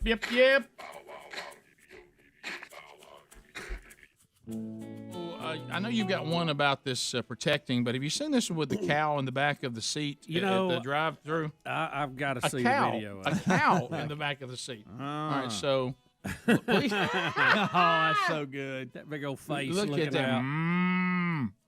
Why do we have a cow in the back seat? Why? I guess he didn't have a truck to haul it in. Wow. Rick, that's funny. Why don't you roll the window down? Let him stick its head out. Well, this is one of those things, for those of you that can't see the video, I mean, it is a cow in the back seat of just a normal sedan looking It's a big old head, four-door. That's that. I mean, the head takes up the whole window. Don't you That's think dangerous? I mean, you're going to leave a big mess in there. Well, that's what I was wondering. Don't they do that pretty much all the time? Pretty much. But here's what I don't get either. Do you think that one's trained to ride around in the car? What if it has a cow diaper? But I go back to this. Bubba. I go back to this. If I'm going to take on a cow, isn't there a certain amount of equipment I just got to have? Yeah, I mean, maybe a cattle trailer. Yeah, I need to be able to if get I'm a cow. down to the car, I think the cow just has to stay where he is. All right, so have you ever bought something and you got just caught up in it and you realize I can't get it home?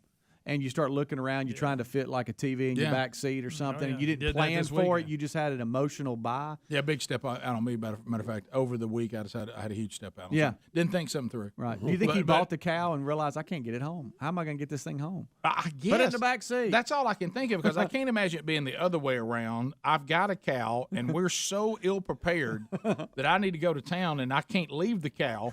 I got to put it in the back seat with me. I don't have anything to carry it in. I don't have any way to keep it contained while I'm gone. I mean, there's a lot that comes with a cow. Yeah, I don't understand cow that. patty, spontaneous cow purchase. And then what's this other video? So funny.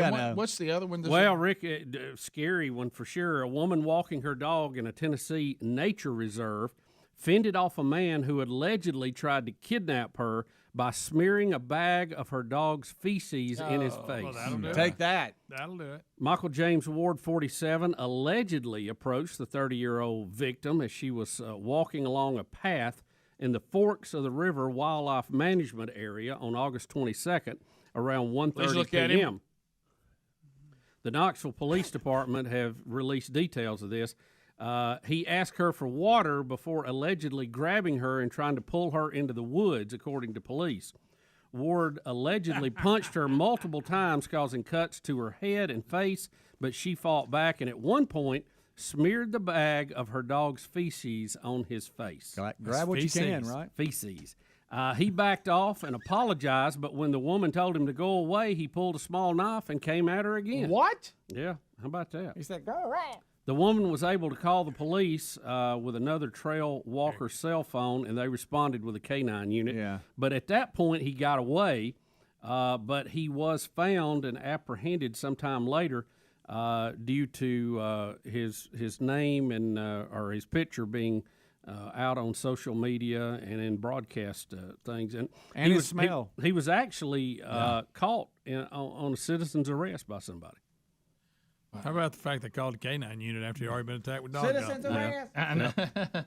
But he got away on the river. They said he was in a boat. Did you see him in that boat? Yeah, did you see him in that boat? That was he's a wiry fella. But You think he jumped in the water, cleaned his face Oh, off? of course, you got that. Oh, he didn't get that off. He was apprehended at a convenience store where somebody recognized him.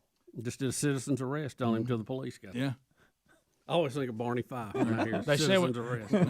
They said when they asked him about it, he said, well, feces happens. Yeah, it does. All right. Yep. Never need to comment. Well, that's good thinking on her part, though. She gets drug off in those woods. We may never hear from her again. No. Well, you know what? You got to say too. This guy's got to be banned from the camping community. Yeah, because apparently he likes outdoors. I mean, we found him in a canoe. That's true. You know, this is a guy we're going to have to ban him from the camping park. You know what saved her? Doo-doo. Doo-doo. I doo-doo. Doo-doo. Look right there. Citizens arrest. Citizens arrest. Citizens arrest is one of my favorites. Is that not a classic? Barney gets turned on you. Hat turned sideways. By the way, if you want to laugh your head off, speaking of goodness. animals, so Sherry and I, you know how it is. The timing of going to lunch is always important because of the line. So we got held up at church Sunday, and we were running a little bit behind, and which is a funny story I'll tell you in the break too. But anyway, so we roll up this place that Sherry wanted to go, and I could just see mounds of people, and I was like, Sherry. And she goes, well, we'll just go in there and just say first available. And I said, okay, all right. So we go up. And I said, now, here's what we're going to decide right now. If it's plus 30, we're out. Mm-hmm. And she said, I know that you can't wait any longer than 30 minutes. Pretty much. Mm-hmm. All right. So they said 20 to 30 minutes. Mm. And I said, okay. Right Based on the crowd, I thought I can live with that. Right on the edge. Now, I will tell you this.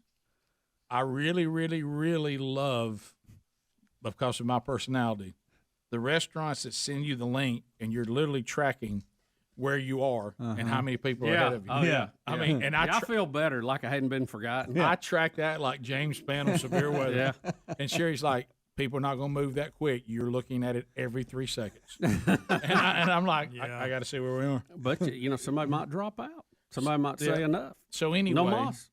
This one annoyed me a little bit because they were a little cute with it. Little statements like, "Can you taste the queso yet? Your table's gonna be ready." No, are they teasing you? Yeah. Can you taste food yet? And I was like, all right, listen, we don't go that far with it. But, Back off, pal. But anyway, so of course we all know if I'm gonna get to sit down, if you throw out first available, we all know the table that comes open is the one you want to sit at the least. Oh, Sure. yeah, every Okay. time, Of course right by so. the bathroom. Yeah, or the bar. So it's real tight. So anyway, they go. Or the kitchen door sits flinging open as they bring everybody's food out. Yeah. Greg, I look and here it comes. Better that's in the bathroom. Hey, your table's ready. You're minutes away from queso. So I'm like, all right. So we walk up, and so I know at this point I'm not sitting inside. I know I'm going out. And so anyway, so they start walking us out, and I'm thinking that's all right. It's not that bad. Maybe we can get a shady spot. And they're walking. I'm hungry too. Big Papa's hungry. At least it wasn't hot. Yeah. It was only 1,000 degrees or so with a thunderstorm coming through at any moment. So we walk out, and I hear it for the first time. And I was like, "It's not true." I looked at Sherry. I said, "Is that a dog? Not true. Is that a dog?" She looks at me and she goes, "Look, I think it is." And I said, "Well, maybe because we were at a restaurant, a shopping area." I said, "Well, maybe it's somebody walking around here shopping." Oh. And I looked to my right, and Sherry hears me. I lay, and she goes, "What?" And I said, "Look." So I look, and there's a dog sitting in one of the chairs like he's part of the family, sitting there with them. Has he got that service vest on? No. And then I noticed that the dog keeps barking, which is always fun, at another dog sitting at another table. And you had two? You got a dog bark It off? was another completely different group. And That's what I'm saying, though. What's the odds of that? Apparently, at this place, you can eat with your dog outside at a restaurant where humans are and food.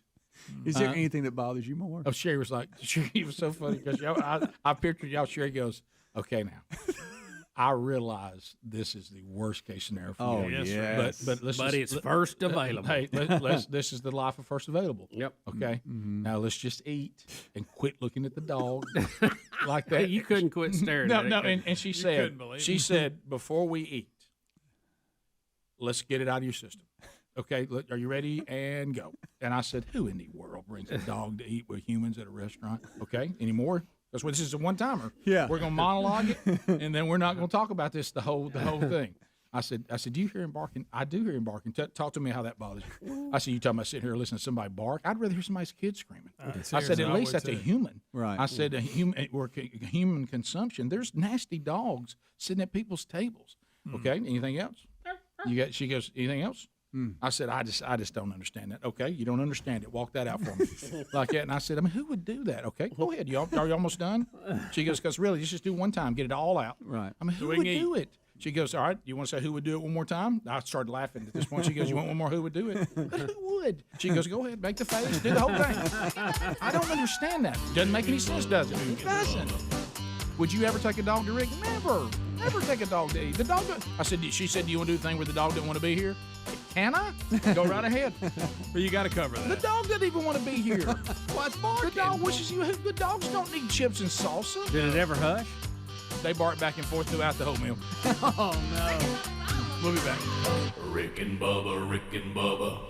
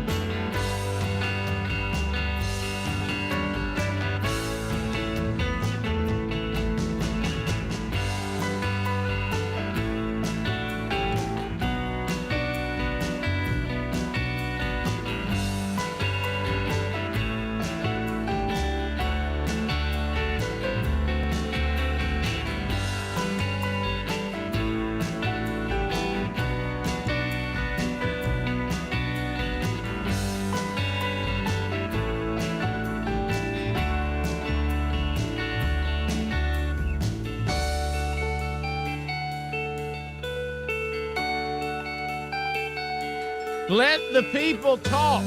Let them loose. 22 minutes past the hour, and here we go. This is that moment when the lines are made available to anybody that wants to get in. It's just the process of getting in the line and getting ready to go. And then we start moving the line rapidly, 30 seconds a pop. Largest number of people in the program in the shortest amount of time. You can make a comment, you can ask a question, you can bring information to the table. It is not designed for meaningless shout-outs or shameless plugs. Those can get an instant buzzer. But if you have a topic you'd like to bring up or a question you'd like to ask or a comment you'd like to make, now's the time to do it. David is in Tupelo, Mississippi, and he gets us started. 30 seconds. David, go ahead. Hey, my busted wet fellas. Can you imagine how hard it is to find a sign language interpreter for President Biden? Oh, gosh. That would be tough. What if you were the person who was trying to do the when they type the words on the screen? What's that called? The closed caption. Closed caption. Can you imagine trying to do closed caption with Biden speaking? I mean, oh my gosh! And sometimes they may just go like this. Yeah, just hold their hands. We don't know what he's saying. We have no idea what he's saying. Let's go to Destin, Florida. Phil standing by. Phil, 30 seconds. Go. Yeah, I was calling to try to correct a couple of things the other gentleman said in regards to the lieutenant colonel resigning. Mm-hmm. The difference between officer and enlisted. So this gentleman has put his security, his future, and his financials out there to prove how much he believed in what he's saying. By resigning, he's walking away from a significant retirement. If he had stayed 3 more years, he's walking away from medical. Yeah, he made that very clear. He said at the beginning that he realized that this was going to likely cost him a lot. Sorry, your cell was breaking up pretty bad there, but yeah, that he made that pretty clear. And we got a bunch of people that didn't want to go on the air and feel it sounds like you're in the same boat. That were saying this is not this guy's a really big deal.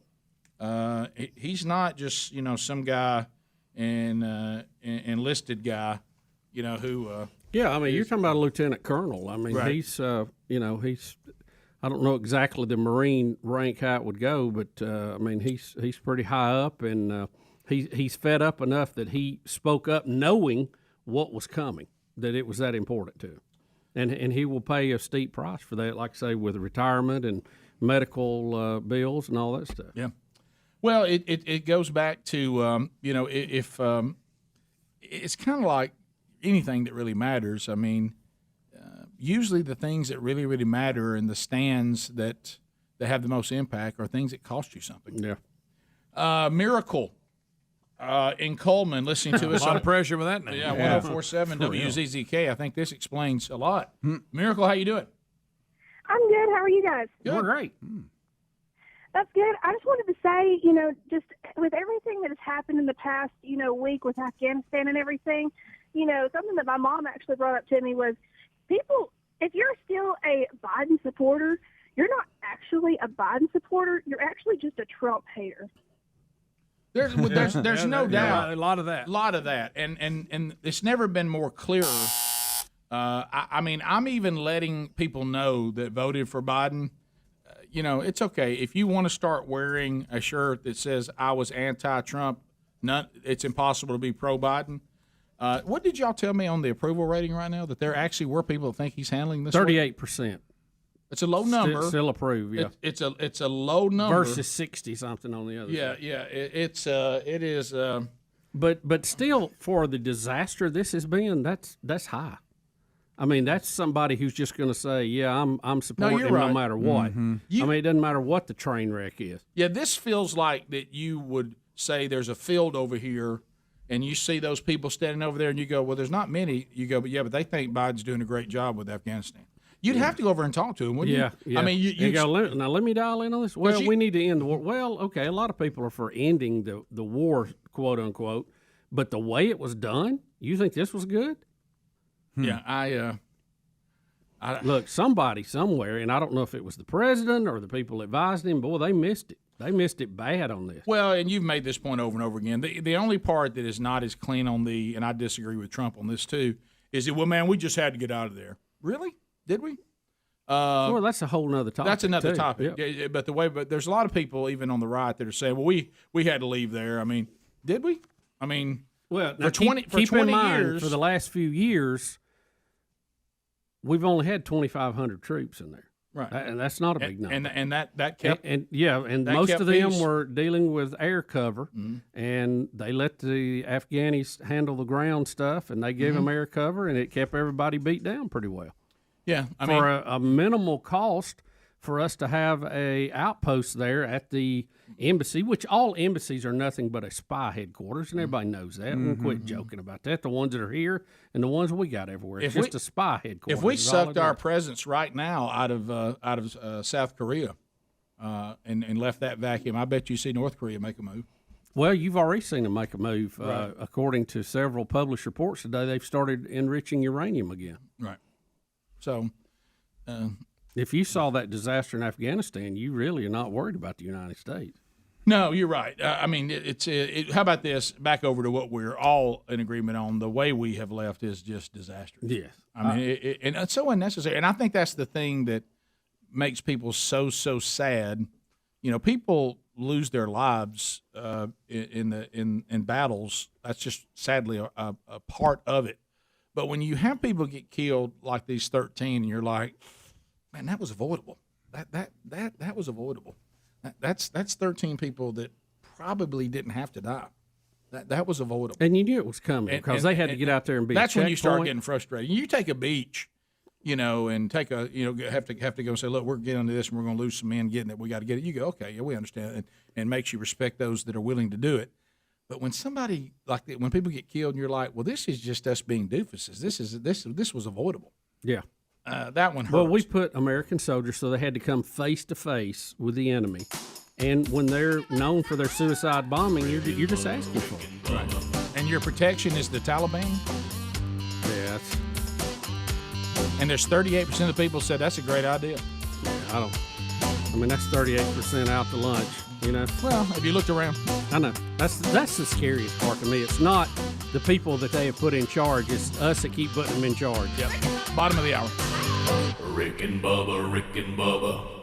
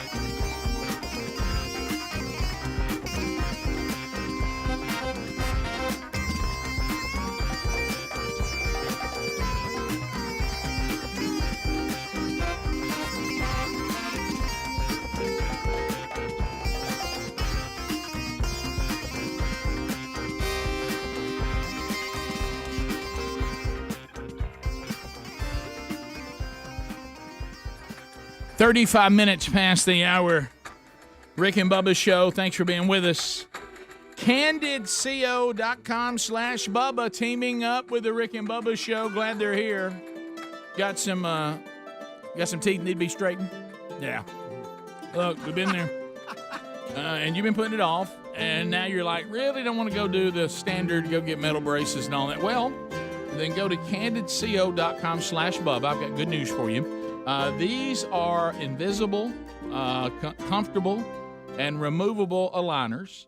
And don't forget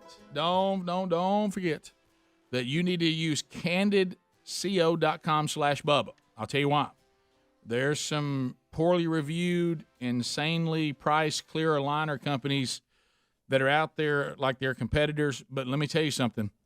They use General Dentist. And General Dentist, though they serve our service all well, their expertise isn't tooth movement, nor do they claim that.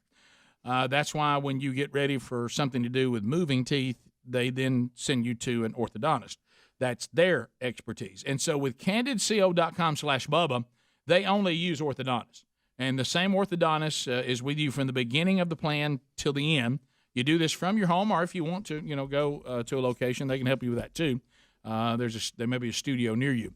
So don't put this off. Go to CandidCO.com/Bubba. Use the code Bubba. That'll save you $75 on the starter kit. CandidCO.com/Bubba. Use the code Bubba. There's also a link at rickandbubba.com under the sponsors button. Rick, did you hear the CDC is working to clear up language that they don't think is appropriate? The CDC seems like it ought to be kind of busy right now. You would think so. Still dealing with worldwide pandemic variants. But Rick, they're taking time to be sure that all their literature is cleaned up. Oh, good! Thank goodness for that. They want to promote inclusive language. Oh, good. And promote health equity. Oh, thank you, Bubba. Health equity. Right in the middle of a pandemic. A few suggestions of this.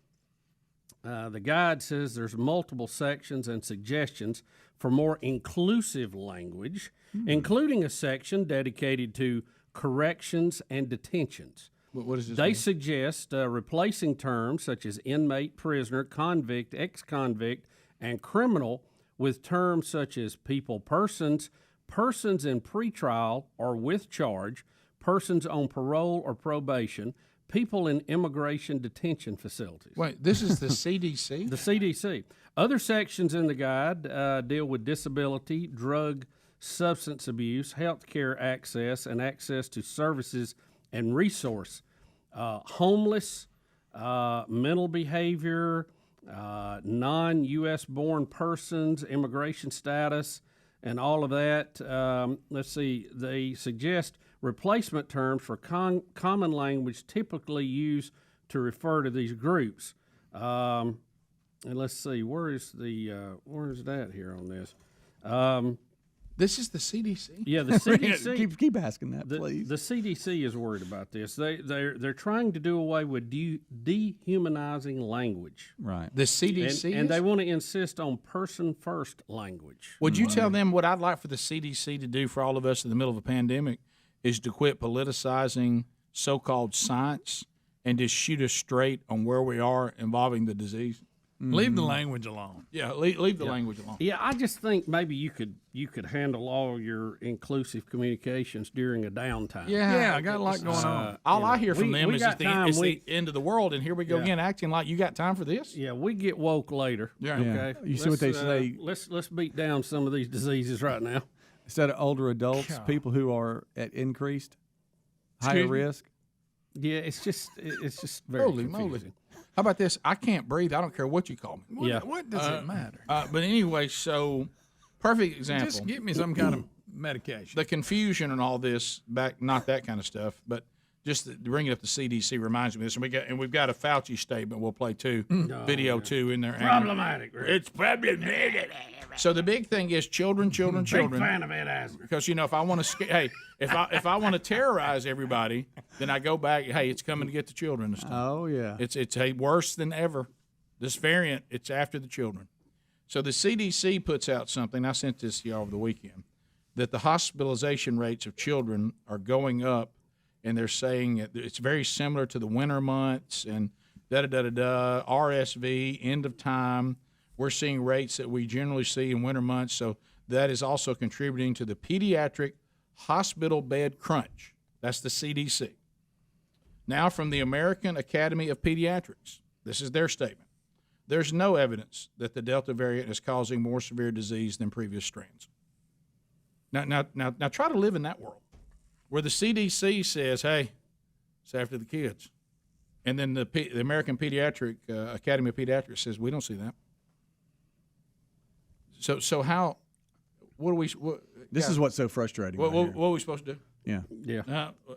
That's back to you, Bubba. Last week you said, you got two different either doctors or in this agency, I guess, that have credentials just the same that have two different opinions. Right. Yeah, and it's like, what are we supposed to do? And I got the email today, the lady dogging us about being anti-vaxxers, which we're not, by the way. No. And that email was so dumb. I just said, "Look, you're forgiven." It was so dumb. My head was hurting. Who basically accused us of playing to the masses and being anti-vaxxers for ratings and putting people at risk. Yeah, people's health. Yeah, at risk. All right, so I'm like, if you took time to write that, and it's not a comedy bit, then I've got nothing for you. Big zero. Also, over the weekend, I mean, if you don't take the vaccine, you don't care about people. You don't care about anything. You're less human, and especially if you're touting natural antibodies.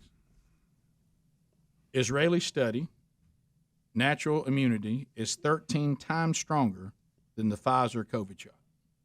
13 times. And we all know how the Israelis, they've never, all they figured out is how to have irrigation and have beautiful green rolling hills in the middle of the desert. They don't know what they're doing. They're not very smart. But anyway, so, they've been through all this, and they keep finding all kinds of things that they're like, this is some of the things we're hearing over there in the West. We're not seeing that here. And look, let me be clear, because we have friends that are in Israel. Now, they were pro-vaccine. They were not anti. Matter of fact, you were going to get a vaccine if you were going to be there. Oh, they're one of the highest vaccinated countries percentage-wise on the planet. So Israel has never been touting don't get the vaccine. Matter of fact, they're very much in favor of the vaccine. But they did say, back to science, now that we're looking at it, it appears that the natural antibodies are 13 times stronger than what Pfizer can give you. Now, the Moderna's not in this, or Johnson & Johnson. They're strictly talking about Pfizer. But again, it's an indication that what we I think, could figure out on our own, that if you do have the antibodies, now you need to keep, you need to have that checked, and nothing wrong with getting the vaccine if you think that gives you even a better shot. But this thing of the natural antibodies, they're just inferior to the manufactured antibody that we came up with the mRNA technology. It's just not true. Well, Rick, Rick, to some degree, it's the same thing. Right, yeah. Because when we put that, the messenger RNA makes your muscle produce spike proteins. Yeah. Then your body attacks it with natural antibodies. Yeah. So it's somewhat the same. Yeah, and when you try to, but here's the thing: what I've seen just in my own life, I have seen, and you have to make general calls. I've seen people fully vaccinated still get it and have no problem with it whatsoever. I've seen people fully vaccinated get it, didn't feel good, struggled, didn't end up in the hospital. I've seen people fully vaccinated get it and have a terrible time with it and end up in the hospital. Okay? Again, that latter is the smallest category. Praise God for that. I have seen people with antibodies seem like they were pretty well protected. Seen some with antibodies who got it, didn't have a hard time with it. Seen some people with antibodies get it, felt really bad. Seen some people with antibodies get it, and I'm sure they also had a hard time. Now, I hadn't seen a lot of that. Again, in both categories, right. The smallest category are people with the vaccine or antibodies who ended up in the hospital on event struggling. I know it happens, but it's not a very high percentage. But this thing that the natural antibodies are inferior to the vaccine, I don't see evidence of that at all. Well, there's a story out today, and I wasn't going to go into it. We're trying to give COVID a rest today, but since Fauci's going to put your kid in a mask, we might want to. There's a story that's published, and it basically said this this push that you're seeing now, this the word that's out there. This is an epidemic of the unvaccinated. You've heard that term used a lot. Well, of course, because that's a good, scary term. Well, they're saying it's manufactured because some people went in and really dug back on the numbers on this, and they were using numbers all the way back to January. Right. Well, nobody was vaccinated in January. Right. Yeah. None of us were. All that came later. Right. So the numbers are terribly skewed if you look at it that way. I mean, if you're going to look at it now, you need to look at the recent numbers on it. Right. I mean, that doesn't make sense. And you want to have somebody too blocked, talk to them about vaccinated people still being able to transmit the virus. Yeah. Besides just unvaccinated. Well, Israel's saying they're about half and half. Yeah. People been vaxxed and not. Here in the U.S., they're saying, oh, no, it's 90%. But again, you got to look at how they're getting those numbers. And is there a political agenda behind telling you that? Look, I'm not scared of the vaccine. I think it has solved a lot of problems and saved a lot of people. You're always wise to ask questions and consult with your doctor. Don't listen to what a radio guy says. No. And don't listen to what some of these talking heads say. And you need to talk to your doctor about your situation and do what's best for you. And don't have foregone conclusions and then only look for the stuff that fits your narrative that you prefer. Right. You've been trained through right. social media to do that, Right. by the way. You have. And that's how it's feeding you with their own algorithms. We've talked that too. When we come back, Fauci says he believes mandating vaccines for children to appear in school is a good idea. We've done it for decades, so it wouldn't be anything new. And he's right. Of course, experimental is a little bit different. But anyway, we'll be back. We'll take your phone calls, too, when we come back. Rick and Bubba, Rick and Bubba.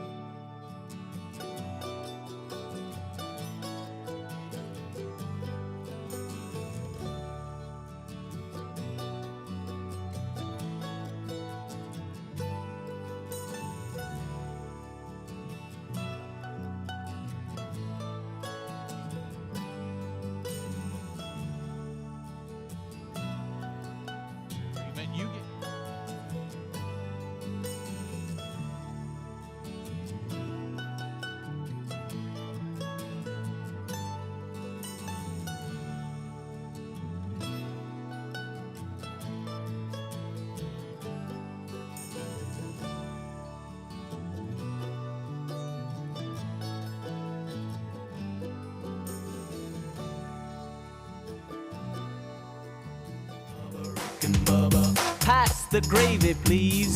8 minutes to the top of the hour. We'll get to more of your phone calls coming up at 866-WE-BE-BIG. Fauci was asked the question about mandating your children to get one of the vaccines that we have now for COVID. And he says, well, this is no big deal. We've been doing this for years. So here he is. I want to ask you about some local issues. Culver City Unified School District in California became the first public school district in the U.S. to require vaccinations, not only for teachers and staff, but also for eligible students who are 12 and over. Now that the vaccine has full approval from the FDA, the Pfizer vaccine, would you like to see it mandated for students elsewhere in the U.S.? And once it's approved for kids under 12, should it be mandated for them too? You know, I know that a lot of people will be pushing back against that, but if you get the imprimatur about the safety and the strong benefit-risk ratio for the children, when that gets established, which I believe it certainly will, by the FDA and the ACIP, I believe that mandating vaccines for children to appear in school is a good idea. And remember, Jake, this is not something new. We have mandates in many places in schools, particularly public schools, that if in fact you want a child to come in, we've done this for decades and decades, requiring polio, measles, mumps, rubella, hepatitis. So this would not be something new.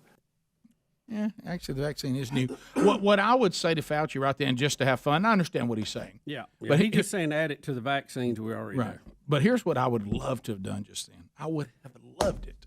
I would have said, hey, you know what? Thank you, Fauci. That reminds me. So really, having an open border with people pouring in that we don't know what vaccines they've had, probably not a good move for Americans. Right, exactly. Because the reason why we required these vaccines was to stop diseases from coming into our country from other places. So do you think we need to do a better job of securing our southern border, not just for COVID, but from all these other things that we've developed vaccines for years? Or are we going to end up having this stuff come back and all that's going to be a waste of time? Dr. Fauci, go.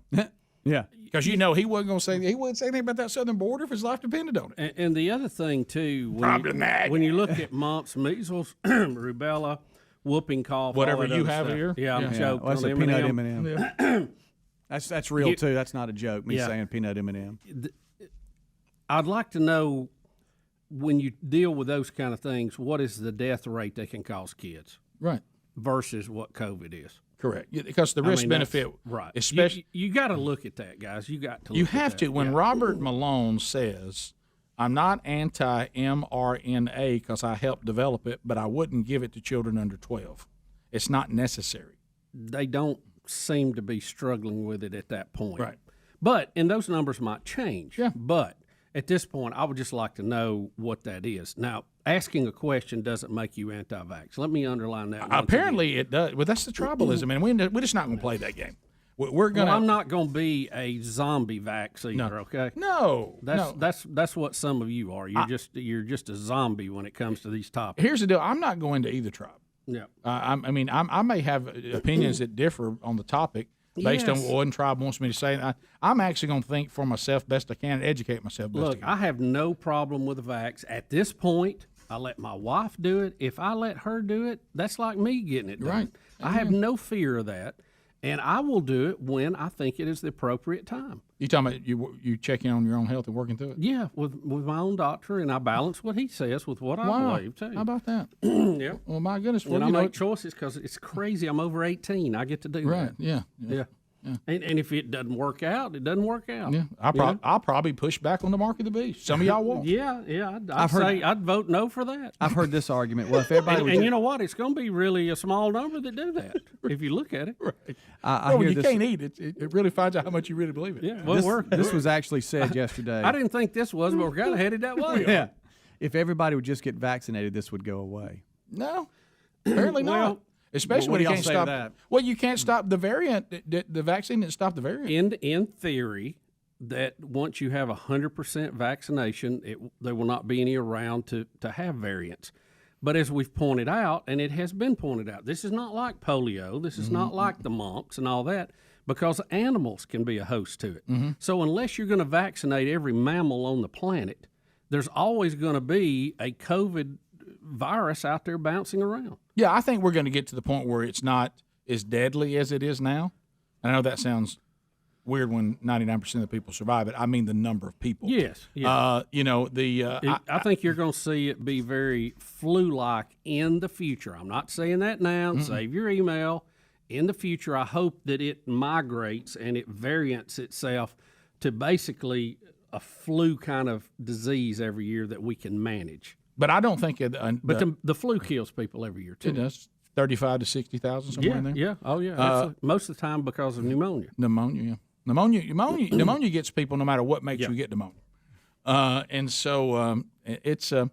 It's something that we're going to have to work through as a society, and I think the vaccines and natural antibodies, and the only thing that you can be concerned about, and I've said this, and no one knows, will some of the treatment have some adverse effects on our natural immunity going forward that maybe the body will correct to or not. We don't know that. And anybody that says that they know that, they don't. They also don't know the long-term effects of having COVID. We don't know those things. It's just like people tell you how long the Earth's been here. We don't know. We have speculation. We have ways we think we can check it. But you still have varying opinions on it. Yeah. It goes back to what I said before. I think trying to get to this point where you think, and I see people doing this. Guys, we're sitting here with a variant that it looks exactly the same this fall as it did last fall, except for the mortality rate's down. Praise God for that. But we're not doing away with the things we did away with a year ago. We're tailgating, we're concerts, we're going to ball games. So we already have made the decision that shutting all this down doesn't seem to do much. So we're not going to do that anymore. But it may help us in the long run, even though it's painful right now. I know the ERs are full, the hospitals are full, right. ICUs are full, but this is how we're going to get over it. Right. By having a natural immunity. That's the only way we get out of it. Vaccines, whatever. You have to have that natural immunity to it. Yeah. And shutting down doesn't work. And you've seen some herd immunity. Yeah, you've seen some countries that have tried shutting down. They've stopped doing it too. We got to get to the tipping point, one way or the other. New York and California are the only ones that haven't got the message yet. Rick and Bubba.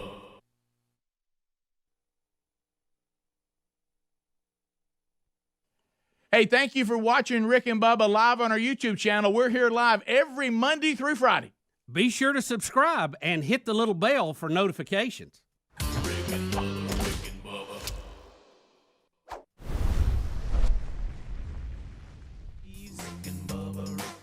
Ooh, it brings me to my knees. I can't start another day without him, brother. Ooh, there is no other waking on their blubber.